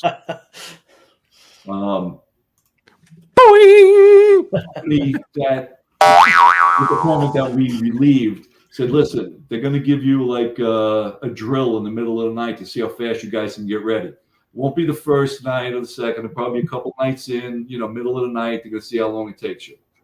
We just got there, long day. We finally hit the rack in these tents in Atlanta in the summer. So it was a few hours later, we get banging on the tent door. Downey comes in, throws on the lights, said, there was a bombing down at Olympic Park. Everybody get ready. And we're like, all right, what is this guy kidding me? It's the first night. They said they weren't going to do it the first night. So I get up, I go to the head, and I'm just like, whatever. And all of a sudden I hear the helicopters coming in. And I'm like, I don't think they're going to have the helicopters come in. So we go to the media tent, and the TVs are on, and they're showing the footage of the bombing that happened down there. So that Richard Jewell guy that they figured was the guy that did it. That poor fuck. Oh, well, I felt so bad for the guy when I watched the movie, even more. So I'm like, oh shit, they're not kidding. So we're getting all ready, and the first team that was getting ready to go out, they were all out on the fields getting ready to go on the helicopters. And the second team, and we just got there, so we were really like, in the bullpen for this. But they wanted us ready anyway because we didn't know what happened. And then during that time, you work with all these guys from rescues, Squad 1, because you guys weren't in service at that point yet. And Richie Euler comes up to me and goes, you ever think about going to a rescue? I said, as a matter of fact, I have. He goes, oh, okay. The next day, Jack Hawken comes up to me and he goes, you got a minute? And I was like, sure, Cap, what do you need? So I was like, what's up, Cap? He goes, how'd you like to come to Rescue 4? And I was like, oh, okay. I'd love to come to Rescue 4, Cap. He goes, I've been watching you while you're here, and I like what you're doing. So when we get back, I'll do the paperwork, and we'll get you over there. I said, oh, great. Again, a captain's asking you to go. You say, oh, no, Cap, nah, thanks anyway. Captain of a rescue company. Yeah. There's Captain Jack right there. God rest his soul. What a great guy he was, bro. What a great guy. The best. Mahoney, right? Who is that? It's Mahoney? Billy Mahoney. Mahoney. That's Euler in the back, ain't it? Euler in the back. The Sarge. The Sarge. Love the Sarge. I've been trying to get him on. I've been trying to get Richie on. Oh, I'd love to see him on there. He's probably got some great 111 stories. Oh, yeah. But he asked me to come over, and I went over there just as they were moving into 262's quarters, because 136 and 287 were moving into our quarters with 292 because they were doing their floor. So everybody was like, they're sending us to Astoria. I mean, why not just put us on Roosevelt Island for that matter? Yeah. Where are we ever going to get to in the borough now? So, I mean, letters were being written to try to get the chiefs to put us somewhere else, and it just didn't happen. And now you're here. This is where you're staying. Mike, I was in 117 at that time. Do you know how many jobs Rescue 4 went to? That's first right. due that they took. I don't know how many first due jobs they took from me. In fact, that's what I was maybe just thinking about it right now, not to cut you off, but I remember Richie Euler at a job that I think you guys made like 3 grabs in one of the buildings. It seemed like every tour that as soon as they got there was jobs all around. 262 was first due to everything. It was incredible. Absolutely. That was the busiest that battalion had been in years. I'm not kidding, bro. The guys at 262 were like, what did you guys bring it with you? And they were senior guys there. 262 had a senior house. Yeah, fully rut. Yeah. He was just like, what's going on here? So we had a great time with those guys. They thought like, oh, rescues come in, this is going to be. Nah, I knew it. Yeah. These guys, they're higher than we got there. They're like, all right, listen, we're going to take the watches. And we're like, no. We're here for a year. We got the watch every other month. We do, we're not, no special favors or whatever. We got it. So I forgot about that they went there. Rescue 4 is a step-up company like that. They're the gentleman company, without a doubt. So Butch Foley, God rest his soul, Mike Milner, John Gaines. Is that Eddie? Johnny Gaines. Johnny Gaines. Is that Ed Curley? And Jimmy Amato got killed in 9/11. Oh, shit. I was going to say like Eddie Curley. No, Eddie Curley's not there. No, I'm saying that. Jimmy Amato is a funny guy, man. Yeah, he was good. They used to call him Blinky. Yeah. And I guess that's Eddie Morrison in the background with me over there. But Oh, it love was, Eddie. yeah, that's Eddie Morrison. He ended up Still working, right? He's still at the tackle. No, he retired. Oh, I'll get him. I'm gonna get him. Oh, he would be a great I gotta write guest that on your down. show. Absolutely. Write it down. Don't forget. Great guy. The best. He had to just get out then because he. Within the last year and a half, I think. Yeah. All right. Yeah. I'll get him. He would. Oh, great guy. Love working with him. So, it was like you said, in that battalion, we made 3 grabs. It was around Christmas time. We got to run in the middle of the night it was in a tenement, phone alarm, fire on the first floor. So we pull up, and you can see the smoke blowing out and the flame coming out the window. It was the first floor on the right-hand side. I had the can, so I'm forcing the door. I can't remember who I was with, but Freddie LaFamina was the boss. We get in the apartment. The apartment's banked down, and we get reports of somebody hanging out the window on the fourth side. So Dano, he was working. Dan Heglin, God rest his soul. I say that way too much. Yeah. Because it's just unfortunate that you have to say that much now. He was the chauffeur. So he took the Harris tool, the 5-foot Halligan. The 5-foot Halligan. And he went around, because once he heard on the radio, he ran around over there. So we go in, and Freddie's like, Mike, knock down as much as you can with the can. And Freddie and whoever the ironsman were went to the bedroom where the woman and the kid were trapped because they had iron bars on the windows. So just as Freddie and whoever it was got in there, Dano forced the bars off the window with the Halligan and grabbed the people out. So knocked down most of it. 262 came in with the line, knocked down the rest of the place, and then nobody else was in there. Come out. The chief is like, Freddie, I think you guys should write yourself up for that. I remember that. And Freddie's just like, nah, chief, we're not going to write up for that, and which didn't have to, didn't need to be done, so, which was good.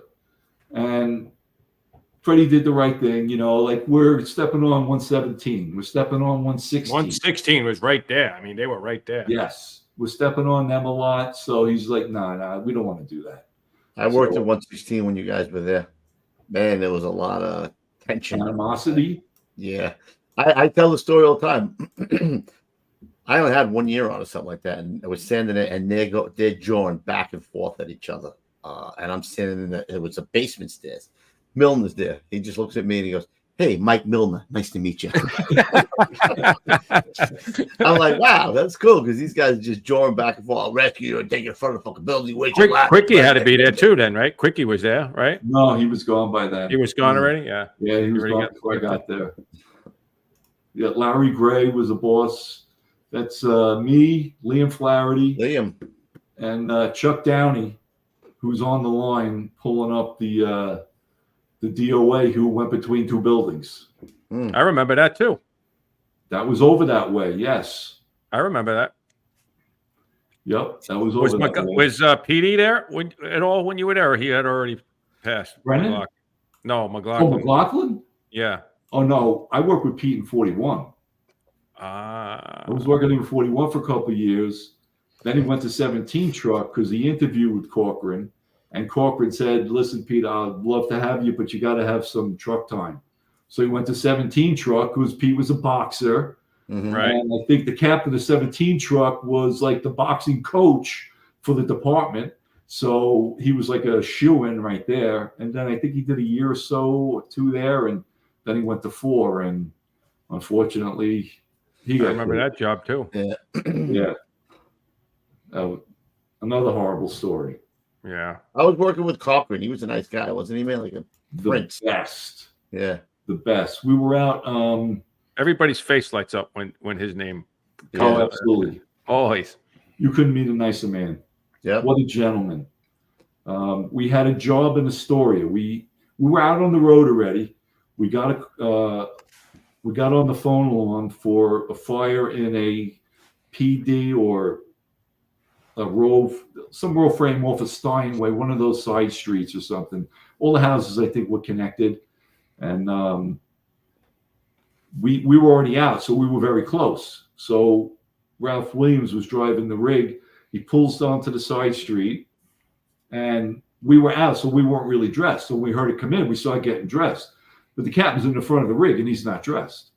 So I get out of the rig, I'm ready to go, and I look back to see, where he's going. He looks at me and he goes, "This gives me the way." I'm like, "Go ahead, go ahead, I'll get there." Fire was blowing out the windows. I had the irons, so I go up there, and the officer was up there with the guys on the landing, getting ready to go into the apartment. The door was already open, so I pass them, I go in, and I find the fire. I do a quick little looking around on my way out. I grab the nozzle man, my learning from being in 41, grab the nozzle man because the officer's dicking around with his mask or something on the landing. So I grabbed, it might have been 263. Pirouetting. It might have been 263 engine, could have been a covering guy. Whoa, take it easy. I don't know who it was. Grabbed the nozzle man by his coat. Said, "Come on, let's go." Drag him right in, get him to the spot, and the backup man's with him. The doorman's at the door feeding it in. And I was like, "What are you waiting for?" He's like, "Well, the officer. I don't think it really matters right now. Just Open that Do shit. your thing. He's not here. He's missing out. Just open it up." So there was a couple rooms going in there. He knocked it all down. Captain Jack comes walking up. He looks around and he goes, "Okay, you got this." He turns around and walks out. It's just he never said a bad word about anybody. Nah. Captain Jack. He was just that way. He's like, "Okay, you got it. All right." I used to see him in his favorite place all the time, the grandstand. The grandstand. Absolutely. I'd go in there because I had an ATM in that place. So I'd go in there to put money in the ATM. "Kev, sit down. Let's talk some fires. Have a seat." Did he say that to you? I didn't know that. Oh, he was what a gentleman. Like, he knew I was in the squad, but just loved to just chat. How did he pass away? He just that's not too long ago, right? He had cancer. Brain cancer. Yeah. So he was a 50 guy, a 19 guy during the war years. Oh my God, right? Yeah, and he was a lieutenant in 26 truck after he got made. Could you imagine? No. That's why the guy was walking up there the way when you were running up there. He was walking up there saying, "All right, we're doing pretty good. All right, I'll meet you back at the rig." Yeah, I'm all right. Yeah. No, he was just he took everything with a grain of salt. He wasn't killing anything, and he was great. He was. I mean, it was like Spillane in 41 was an awesome captain. Spillane too. I forgot about Spillane. Spillane was up there after Tissot got Rescue 3. Spillane got the spot there, and he was a home run. I mean, absolute home run. Tissot was great. He got the whole company straightened out, and then when Calderon got made, he went up there. So I had told Ralph, I said, "Listen, you might find a file from Calderon up there with my name in it in case he left it behind." But that was before I even knew about 41. I was, no, don't worry about it. Don't worry about it. So there was this one other job I wanted to tell you about in Queens. 138 was first due. It was a Queen Anne, and this thing was going. We'll see out of the back, but this thing was ripping. First floor, second floor. Boing. Yeah. Richie Schmidt was even at this job because he was at the job when I was telling him. And, isn't that Coop's best friend?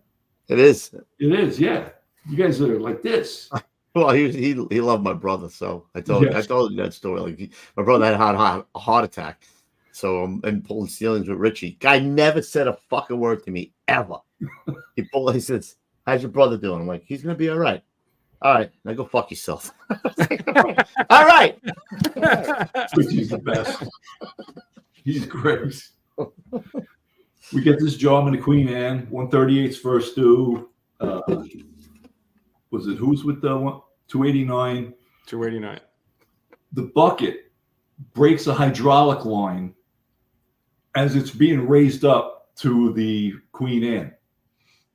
We're walking under, we're getting like mist, and we're tasting this like fruity stuff on our lips. Yummy. And we're like, what the hell is going on? So Harry Ford was working. God, I love that guy. He's working. I had the can of the irons. I don't remember which, but the guys were doing a good job. The guys were making the push on the first floor. The next line was on the second floor going up, and Harry's right behind him. I made sure the first line is doing their thing, and then I come back to the stairs. Big foyer in this place. I mean, you could have put like 4 companies in there. It was huge. The company's going up the stairs, and Harry's a cheerleader. Harry was the best cheerleader for engine companies. You got it, guys. You're doing a great job. Just a little bit more. Keep going, guys. Like he kept positive, attributes going. These, that's a good hit. Good hit. Keep going. And then next thing you know, a guy from, I guess it was 289, or maybe the second new engine. I don't know. This is before, I think, the two line engine had to take, the first back up the first. Yeah. Whoever it was, the nozzle man goes off. My bell's going off. I got to go. So they move up on the line. Then he comes out. Next thing you know, like Harry's up there behind the officer on the line, and both theirs start going off. And I'm right behind Harry, and he's like, Mikey, you got it.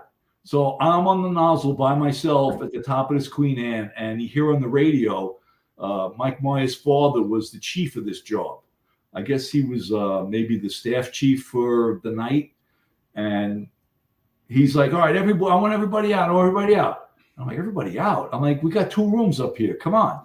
So I was like, I didn't have my mask on. I'm yelling down because you could see big open balcony looking down because he knew me from the first division.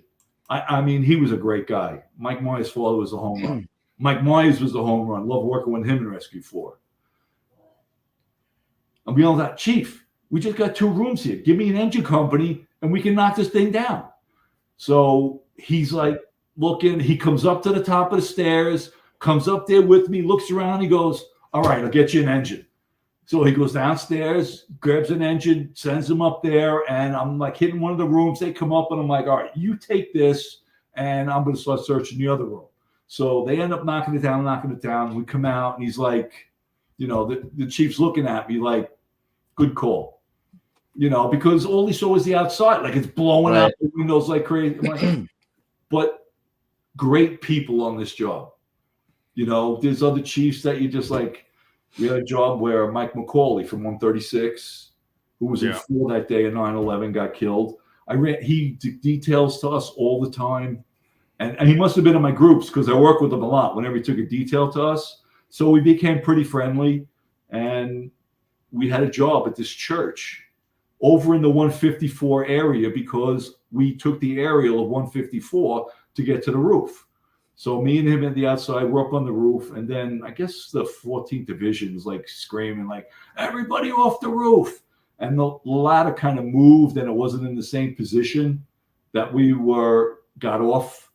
And we kind of had to jump off it a little bit. And he's screaming at us up on the roof. So Harry Ford's working. Hickey's the captain. So me and Mike are up on the roof, and he's like screaming. And I'm like, and I was looking, I'm just like, I hate people who scream on a radio. I was going to say I probably was at that job, but then I'm like, that's a lot of jobs where that could be happening.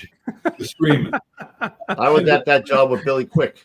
On the roof. He was screaming it quick. I was at that job too. Get off the roof. 14, he's screaming. And finally I just like turn away because we're kind of toward the front of the building and they can see us. We just wait for the aerial to come over to us. I remember that was that job, Coobs. It was like a 200-foot long church. And we could have just went to like the back of the building if anything really bad happened. So I kind of turned my body away and I'm on the radio like, well, we can't fly off the roof. Hickey wasn't too happy with that when I got off the roof. He was going nuts for Billy Quick.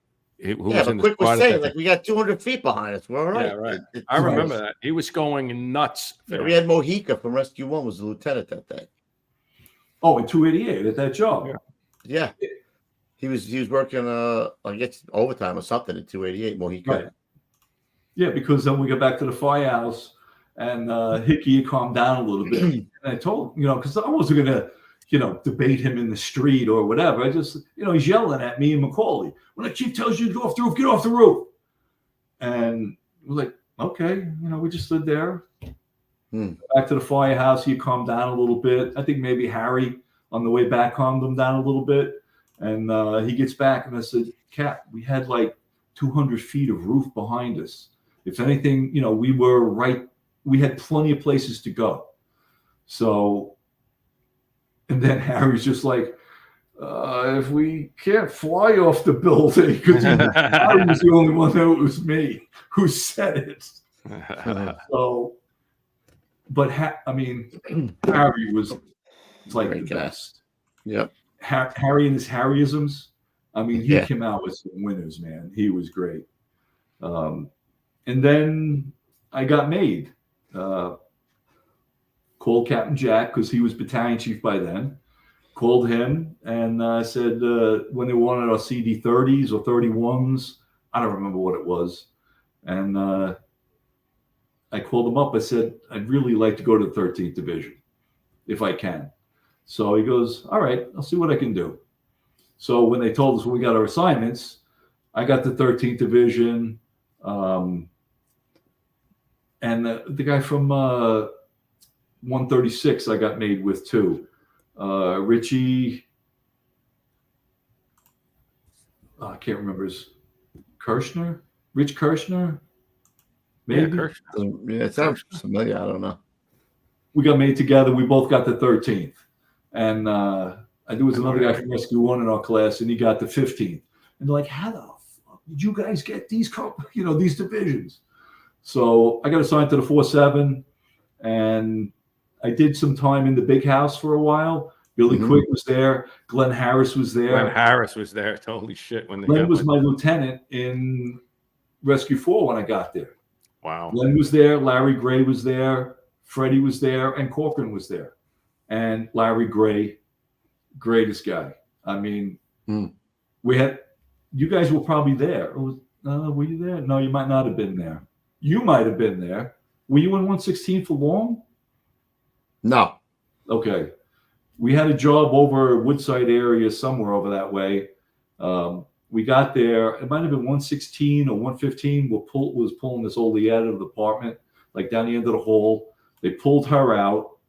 And me and Larry Gray, I had the irons. Me and Larry Gray were right there when they pulled her out. They had the line in there. And then he's like, all right, check this door. So I put the Halligan in the door and popped it.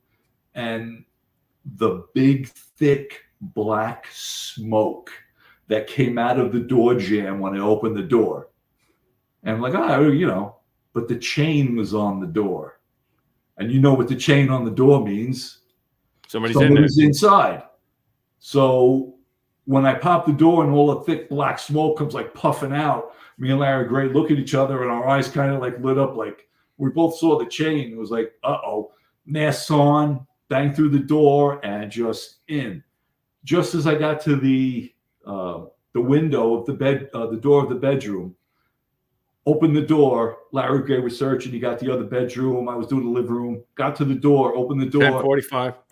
People going out the window in the bucket. They got the bucket up to the window. Got the people there. Yeah, no, it all worked out great. But if the bucket wasn't there, there was 2 1045s sitting there waiting. Code 4s, but there was, No, never code 4. No. Yeah, right. 2. Hey, what's that over there? Boom. Yeah. Watch the door. Yeah. But we got to push on a little forward. We're up to hour 49. So you get promoted, Division 13, first job in 155, Viper's Nest, right? Yes. One of the guys I worked with in Ladder 1 was Tommy Ryan, one of the funniest guys on the job. 6'5", does all the body work on the side, got the greatest sense of humor on the job. we worked together for 4 years over there, and I'm covering now, and I'm in 155. He's my chauffeur. When I walk through the door, I'm like, oh, you got to be kidding me. That's pretty cool. So we go out for BI, and the guys are in the building back when the officer could stay in a rig, and we get a phone alarm for a PD. And I'm like looking at the address, and I'm not too familiar with it there. So he looks at it, he goes, and we're sitting, there's a high school street, a lake, and then past the lake. He's like, he looks past me and goes, the job's over there. And you can see smoke. So we tell the guys to come to the rig, and we pull around the corner on, I guess, Rockaway, pull around. He's like, we got a job. I'm not giving no 1075 until I see fire coming out the window. Amen. So, I mean, it was the fall. It could have been leaves. It could have been, I'm like, no.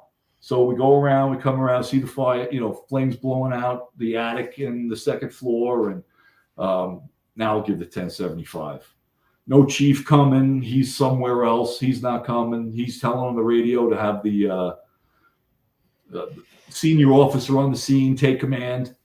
And that happened to be Spall in 270. So guys did a great job. Right up, puts the bucket up, guys go in, engine comes in. We try to get up into the attic as much as we can. So people living up there, people start coming down on their own. And, the engine gets in there. We follow them in, do a search. They did, awesome job by 302 and 155. Awesome. I didn't even think they needed to stretch a second line into place. They just hit so fast. It was so close. But that's, coincidence things. The guy you worked with is your chauffeur when your first job is a boss. So that was. He's the fire over your shoulder. Yeah. Yes, exactly. And then, we get I'm working 165, get a basement job, good job going. I call for the line into the kitchen, and all of a sudden I hear somebody on the radio say, no, bring it to the side door.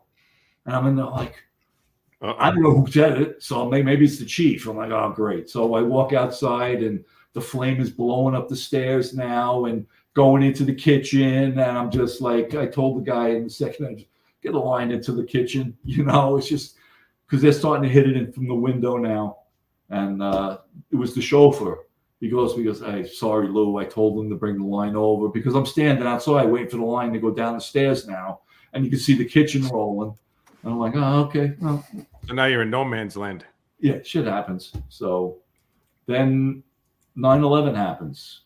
I get the call from the 47 Battalion or the division that says report to Cunningham Park. So I'm on my way out there in the car, and I get a call from SOC, report to Roosevelt Island. And I'm just about at the exit where you would go to Cunningham Park. So I'm like, all right, let me just pull in there. And the chief was my evaluator in the 47. That was like logging guys in. I said, Chief, I got you a call, but I got a call from SOC to go to SOC. He goes, good luck. And, just let me go. So I got over there, me, Spillane, Joe Downey, Jimmy McQuaid, and I don't remember who was driving the Suburban that we went down there in, but got down there after both of them come down, and what the rest was down there. But then we kind of set up because John Norman, I guess, became the interim chief chief of SOC, and Ingram was part of it too. So we set up the cache and the communication and the command post for SOC over on Chambers Street. So because myself, Freddie, and Steve Spall had already been deployed to, the Olympics, there was really nothing else going on between then. We kind of became like the rescue team managers at that point, and like 15 teams going out, the squads, the rescues, everybody having their thing. And everything that happened there. So me and those two guys and all the other companies down there for like the 3 weeks until we went into recovery mode. And that's when I went to 61. And the whole time I was down at the Trade Center, the guys from 61 They didn't lose anybody. One of the only pictures I got of me in 61. The guys from 61 stepped up for everything. They needed companies backfilled.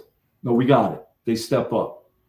Everything. I was so impressed with these guys because I knew a couple of them. I mean, Sean Genovese was the boss. I worked with Genovese in 61. That's right. 41 guy. Yeah. 41. Pete Rinfola I was in the academy with. He went to 4-engine when I went to 7-engine. We knew each other there before he went to Squad 1. And Hoppy down there? Hoppy was the other one, but he left. Right. And, the guys down there were great. I knew some of them because I worked over there a couple times.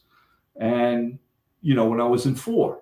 So before I got made. So I knew some of the guys. And was my cousin there at that time, Mike? Who? Louis Rafrano was my cousin. Oh, yeah. Your cousin was there. Absolutely. Yeah. Smiley. Mr. Happy. Mr. Happy. He pulled a nice trick on me. The water quality for drinking in that firehouse was for crap in 61. So I went to whatever I could do to get the job to get us like bottled water. So they got the machine in, the bottle supplies, everything. I come in one day and this goldfish swimming in the bottle. And Louis sitting in there watching me. And the guys go like, because they know I got this thing in there and they're all watching what my reaction's going to be. And I'm just like, oh, okay. That's nice. That's nice. And I was like, you're probably going to have to clean that out afterwards, right? Because the fish are shitting in that water. And then they all started cracking up, And Louis turns around and he goes, it's still capped. We slit the back, But they got me. They got me. But they had a great sense of humor. But they stepped up for everything. When I was in 61, after 9/11, they asked me where I wanted to go. And I said, I want to go to 61. These guys impressed me so much, I want to go there. So I went there, and they were great, bringing in new guys because we lost guys. We lost Andy Gorn. Right. And he went to 4. Right. He went to 4. Faso. We lost guys to rescues because the rescues don't want to start training guys. They want guys who they train. Yep. So they brought his name was there too. Chief D's son. DiBernardo. Did you say him? Joey Yeah. went. Joey Yes. went too. So we lost quite a few guys. So now we got to bring in guys. And not a lot of senior guys wanted to go. So we were bringing guys with like 3 years on the job, and they wanted to be there. And that was the best part. Dick DeVene came, Steve Hardwick, a handful of other guys that came in that place. And I'm sure you guys know Tony. Tony Viola. Tony. Yeah. The senior man. Patagano was there, right? Chuck was there, absolutely. He's a sick bastard. Brian Regano was my chauffeur most of the time. Regs. I like Regs. Yep, was my chauffeur.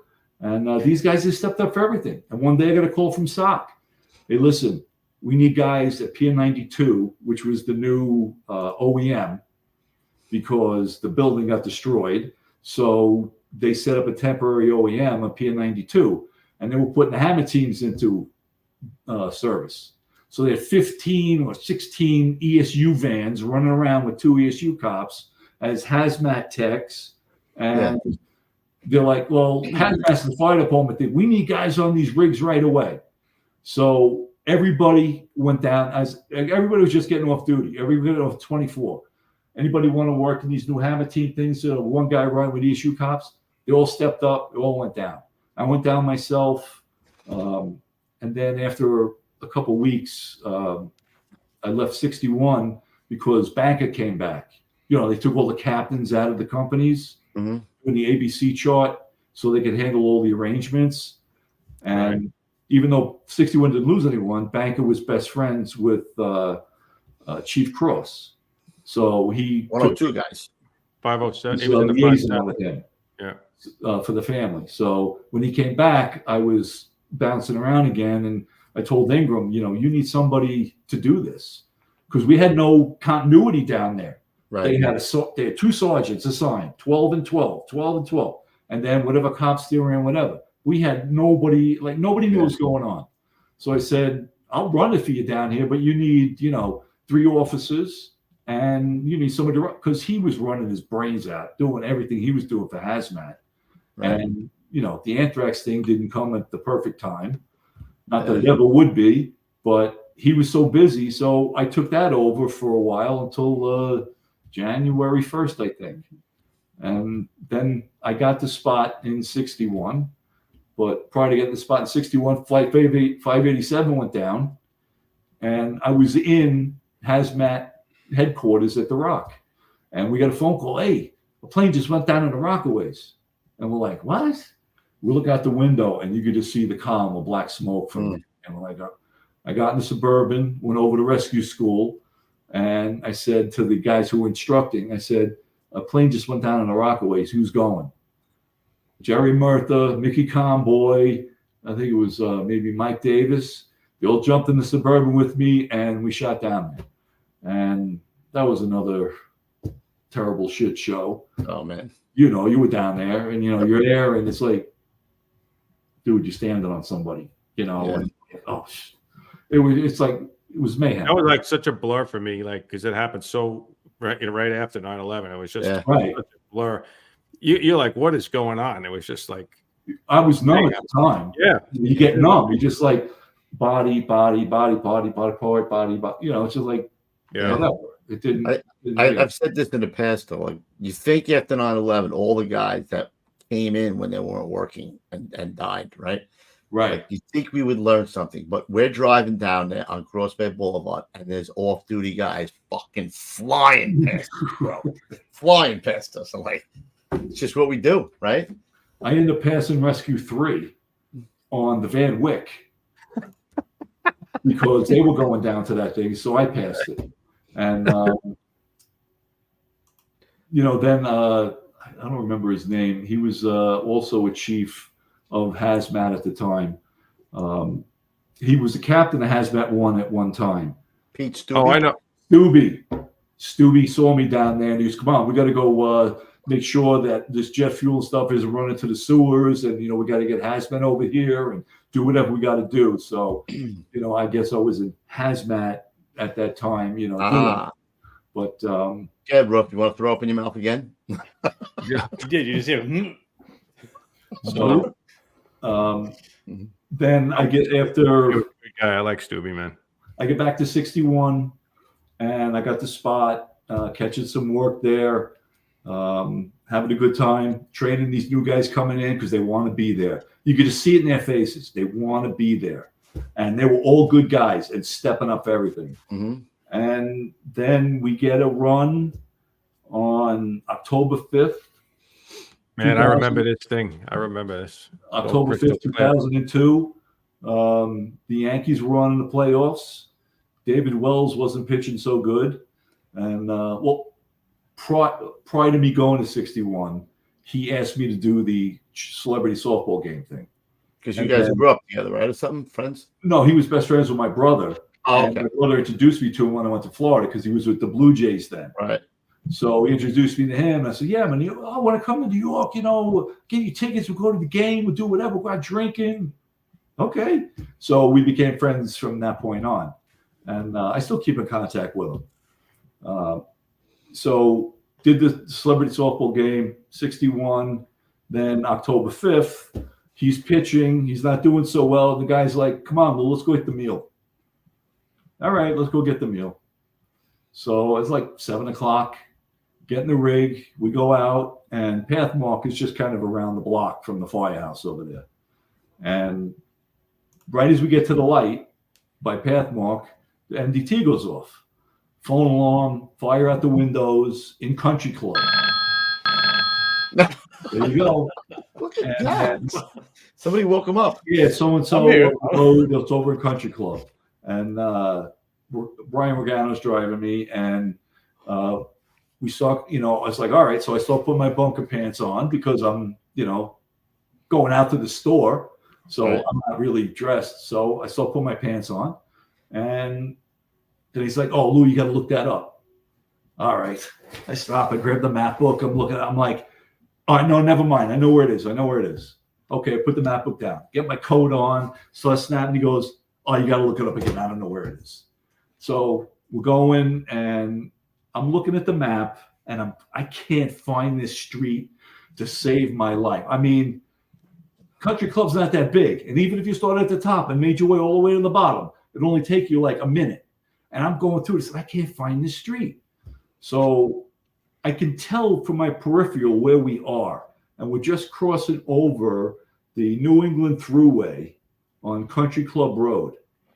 And all of a sudden, like at the last second, I see a rig on my right.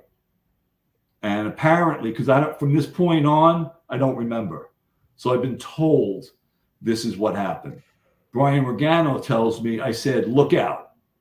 And the guy, the officer of 50 truck, Bob Fenty, who was behind me on the captain's list, figured he's going to start taking guys out. Yeah, taking guys out. He wants to get up there. He can get promoted faster. Motherfucker. So all of a sudden, Bob Fenty's right at my face. And that was it. That's all I remember. But I apparently went through the windshield. I remember that, man. Really? I didn't know. Oh, yeah. Yeah. I remember they said you were hanging out of the front windshield. Yes. It was a good thing that you stayed there. Well, the desk on the officer's side of the rig, I think, actually kept me from going all the way out. Right. Because Regano only had the steering wheel. And when we got hit, he got ejected into the street. Yeah, I remember that. I remember talking to him after. And now the rig is still moving because he must not got run over. Wheel. Right. Yeah, if he didn't grab the bumper, he would have gotten run over by the rig. So he grabbed the bumper and it dragged him like over the curb into the grass and into some bushes. And he was under the rig at that point. So when Tony Ziola and Brad Daly from 41, who was detailed. I remember Brad. Yeah, Brad. I came on with him. They couldn't get out of their side of the rig because we got hit so hard it crumpled the doors that they couldn't open the door. So Tony told me he climbed out a window with Brad, walked around in the front of the rig, didn't even see Brian because he was under the rig, saw me hanging out like face down against the grill and kind of pushed me and hurt. He's like, Lou, I thought you were fucking dead. I couldn't believe it. You know, Tony, the way he talks. Yeah. He's like, I pushed you and you made a sound. It's like, oh, thank God he's not dead. Pushed me back up in the seat.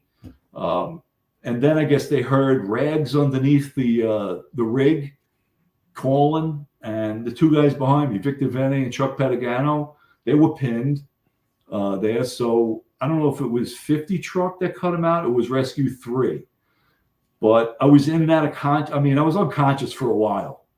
Because it wasn't until I think Rescue 3 showed up that I maybe got a little aware of what was going on. Maybe not aware, but maybe I woke up a little bit. Because next thing I see is Scotty Maxwell, Lieutenant Rescue 3, who I worked with in 41. I see him standing there, and he tells me, you got to make sure you tell this story. Because when he gets up, because the siren is still going. So the whole time, by the time Rescue 3 got there and whatever was going on, the siren of our rig is still going. And I'm sitting there in the rig telling him, Scotty, will you turn this fucking siren off? Because that's all I could hear at that point or something. Yeah, you can't even talk to anybody. And then I went back out and Rescue cuts me out of the rig and gets me on a stretcher. And like I'm out of it until I get back to the hospital. They take the two guys behind me. Those guys on the other side of the rig, they were fine. They didn't get hurt at all. But total 2 rigs. And when 50 truck, when they hit us, they bounced off. So we kind of went to the left and they went to the right. And there was a car sitting there at the red light waiting to go. That was the first car. 50 truck veers off and hits the car and turns it up sideways. That was the second picture that Gonzo showed. Kind of turned it up sideways. Little kid in the back seat, woman driver, and she's pregnant. Holy Christ. You know, it was like the trifecta of, who could be in the car. I mean, the only thing missing was like a nun. Just didn't say a nun. She was a pregnant woman with a little kid in the back seat. It's like, so they transferred Rags right to, from Jacoby, they transferred him right to hospital for special surgery because his pelvis was shattered. They kept me Victor Vene and Chuck Pedagano in the special intensive care unit over at Jacoby. Chuck went out the next day. He said, I'm fine. They said he had a cracked rib. He goes, I'm fine. He left. So me and Victor were in there. And do you know Victor? Victor is a home run. I mean, he's Italian as you can get. He almost makes Zola look like somebody from Irish. Night Fever. You know, like Victor. His family comes in. His family's from Italy. They come in. And I just I'm sitting here watching an episode of The Sopranos. Oh, Victor, whole thing. Like the whole family's coming in, bringing in food. And I swear, I was like, and they were laughing that I was kind of, comparing them to the Sopranos. Thank God they were laughing and they get insulted by it. But what were the extent of your injuries, Mike? I got Dane Bramage,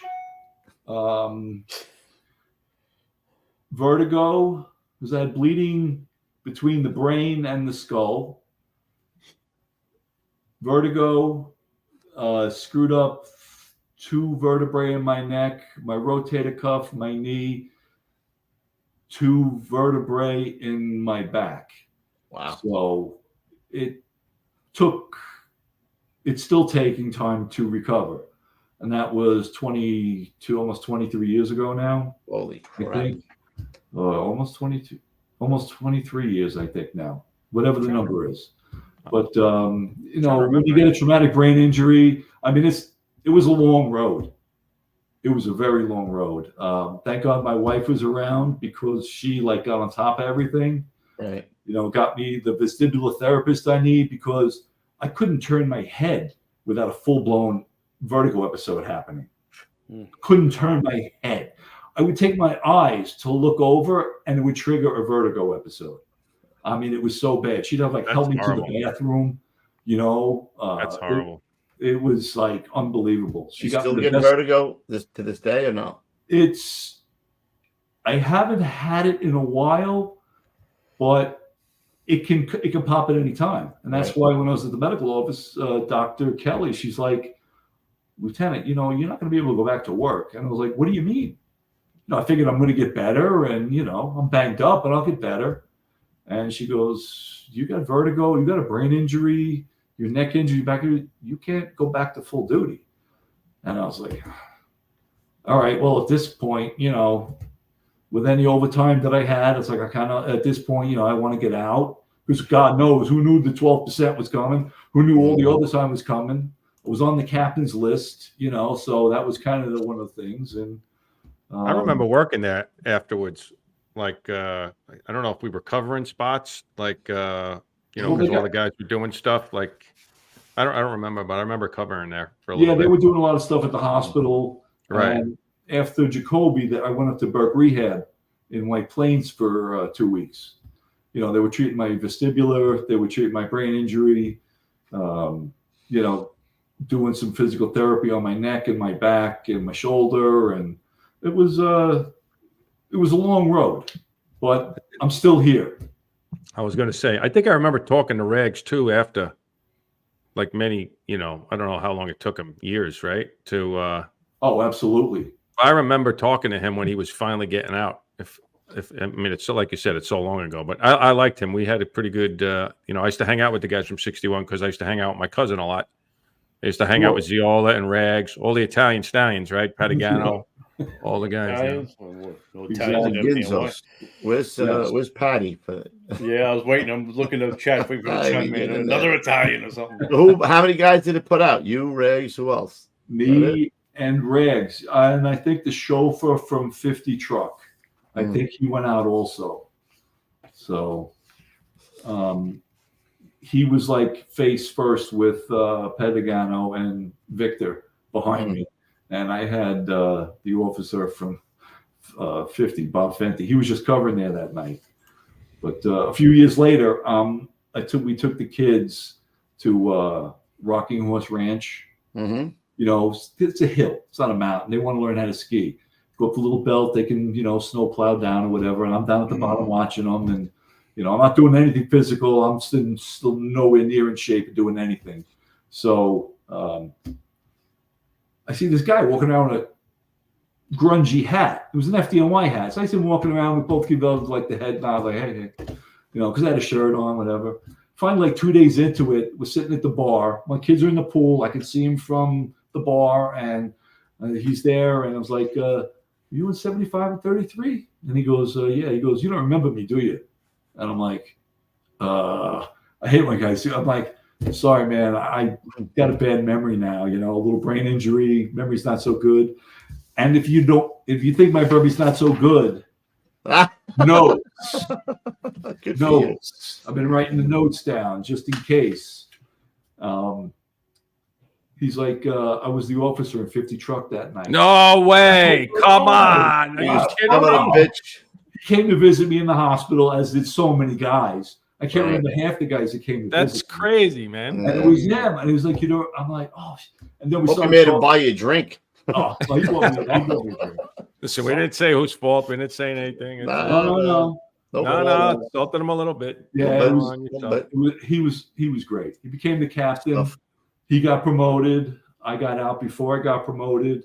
I was kind of hoping that they get to my number before you study. You kind of like reap the rewards of your working, but that was. Yeah, it is what it is. But I'm here, and I didn't miss any of my kids' stuff. My wife would bring a chair for me. She'd sit it down for me on the sideline so I could sit there and watch the kids' games. I was at all of their games throughout their life. Things happen for a reason, Mike. Exact. My groups were working Father's Day. My groups were working 9/11. I got promoted the October before those two. This was my, I dodged 2 bullets. This was my 3rd bullet. That's it. I think maybe was telling me something. Yeah, get out. That's what I was telling you. Go fishing. Yeah. So go hunting in Iowa. Yeah. Where? Iowa. No. Idaho, wherever. What's the score out there? What's the score? Speaking of, 2-1. Gonzo, you know what it is, right? You know what the score is, right? 2-1. No, the real score. Nobody cares about hockey. Come on, Gonzo. What? Oh, all right. You're still sleeping over there. Wake up. He's very tired tonight. Oh, putting in dishwashers. What? Gonna give me a little wake zap. up. You know what I'm gonna give you? Well, I'm gonna ask you. I'll wake you up. That's what I'm gonna give you. You gotta give myself. Wake up! Wake up back there. Wake up, dog. Double. All right. You know what it is? I think it's that time right now, though, Mike. Great show. That time? But it's that time. Hold on. Hold everything. Gonzo, you up? Can you do it? You awake? Are you sure? Yeah. I'm ready. Go ahead. It's time for the old school tip of the day. All right, take it away there, kid. 2 old school tips. 1 for probies. Be a sponge. Absorb everything you see. The drills, the senior men, the officers. Read when you're not drilling. Learn as much as you can, because when you're not drilling or reading, you should have a sponge in your hand. That's nice. The one for the probies. I like that. Be the guy everyone will want to count on. And 1 for new officers, because I saw as a fireman in 2 pretty busy companies, 41 and Rescue 4, and the opportunity being on fire floors with these guys and seeing how they act. The second one is take a deep breath, stay calm, think about what you're going to say on the radio, and do not scream. Nobody wants to hear a screamer on the radio. Remember all the guys that you worked with, the senior men, the officers, and all the good things that they taught you. What you learned from them and how they led. You look out for the men will look out for you. Excellent. He ain't lying. Yeah. He ain't lying. Mike There Roy. ain't All nothing about the better than men. getting onto on the fire floor, right? And you just have that little like in your gut, right? And you're like, I'm not really sure what's going on here. And then you look over, and then there's your captain who's got like 37 years on the job, and he's like, Lewis, bring the line over here. We're gonna make, it just changes everything, right? When you don't know, like, or you're losing it a little bit to have somebody like you said that what's his name was the best cheerleader, Harry Ford, right? How many times have you seen that over the years where a guy is just behind, an officer for an engine, a probie, or whatever, year guy, 2-year guy, 3-year, whatever it is, 5-year guy, don't matter. Richie Euler used to do that all the time too. Come on, guys, you're doing a great job. Get in there, let's go. I mean, the Sarge did a great job. He was get him, Ruff. Get on him. I'm working him. He was a home run. We got a back door through Mike Roy now. There we go. Yeah, there was a couple of guys he mentioned we got to get. I forget. We got to get him. A couple. The Sarge was a home run. Yeah, it might have been 288 after you guys became a squad. Mm-hmm. It was one of those fat ass runs over in that section of Queens. I remember that. And they always lived on the top floor. Yeah, man. They never lived on the first floor. They always lived on the top floor. And with the cargo net, used to get the cargo net, right? That person net, the big as boy soon as net. the squads came into service, they set you guys over. Richie Euler's up there. All right, you're going to use that as your surveillance object. We're going to put the 4-1 over here. We're going to do this. You guys are going down. I'm standing up there on the roof, and the guys from the squad are like, Mike, I don't know what the hell you just said. Don't worry. Come with me. We'll take care of it. Got it all set up. And because, that was the Sarge. The Sarge. Work on him, Ruff. I got him. Healthy. All right, we have no show Thursday night, so how do you like them apples? We'll be back on Monday. Dig up a health and safety tip. We'll do it Monday. We'll do 2 of them. I like that. You want to do it now? Yes. Let's do it. No. Let me grab one. Right. I will be remiss if I didn't do one. Go ahead. Okay, here we go. The First Responders Center for Excellence is a not-for-profit organization dedicated to protecting the lives and livelihoods of first responders. Their education and research initiatives aim to bring greater awareness and understanding to the challenges to the health, safety, and well-being of firefighters, EMS personnel, and other first responders, too. They are an affiliate of the National Fallen Firefighter Foundation. All right, so the old school health and safety tip tonight is number 18. Healthy lifestyle choices are important for firefighters' health and fitness. Maintain a healthy diet rich in fruits, nuts, vegetables, and whole grains. Exercise regularly to promote overall health and fitness. I just really got to tell you how shitty it is to eat in the firehouse. Make a couple of smart choices. Drop some salty nuts. Yeah, if you're on your 10th jelly donut, maybe it's time to put one down. You know what I'm saying? Stop bringing Entenmann's into the firehouse. Oh, Entenmann's. Yeah. Salty Don't nuts. Be that guy to leave this little piece left in the box. Yeah. Maybe have 1 scoop of ice cream instead of 4. All right. Maybe. What would they say, Ruff? Don't be a gavon. Don't be a gavon. Don't be a gavon. Stranza. Or cut your plate in half when the meal gets served to you. Oh. Because it can feed your family. There you go. Excellent. All right. What do you got? Anything else? That's it. Any shout outs? Yeah, actually, Susie's husband passed away yesterday. Oh, no. Yeah, so give her our condolences. That was, what was his name again? Lee. Lee. I'll say my prayers and prayers for Lee tonight. I'm so sorry. For sure, you guys. Yeah. All right. Thanks for Darren for letting us know. Double D in the house. Thanks to everybody who gave the super chat tonight. Appreciate it. Thanks, thank Cheese for saying no to the boat cruise again for yet another year. Thanks, Cheese. Hawk 2, spit on it, Cheese. It just came up again. Mr. Cologne has a shout out too for one of his NYPD buddies. Oh, I'm sorry. Go ahead. Hey, sorry for the background noise. I got Game 7 on. Actually, real quick, just wanted to make mention of my pal Richie Teamsma. He was a veteran of the NYPD bomb squad of the Emergency Service Unit. He died Saturday of 9/11 cancer at the age of 74. He battled it bravely, spent a lot of time down at the pile looking for his friends. Marine Corps veteran, served in the Corps from 68 to 71. And I just wanted to send my condolences to his family. He was 74. Another one of those heroes, Mike. Another one of those heroes. Thank you, guys. Appreciate it. All right. Mr. Roy, don't go anywhere. Don't hang up at the end. Let us go off. We'll sign off. We'll talk to you back in the backstage again. Okay. All right, fellas. Thanks for having me, guys. All the time. Great career. I like your awesome job. Thank you. Really appreciate that.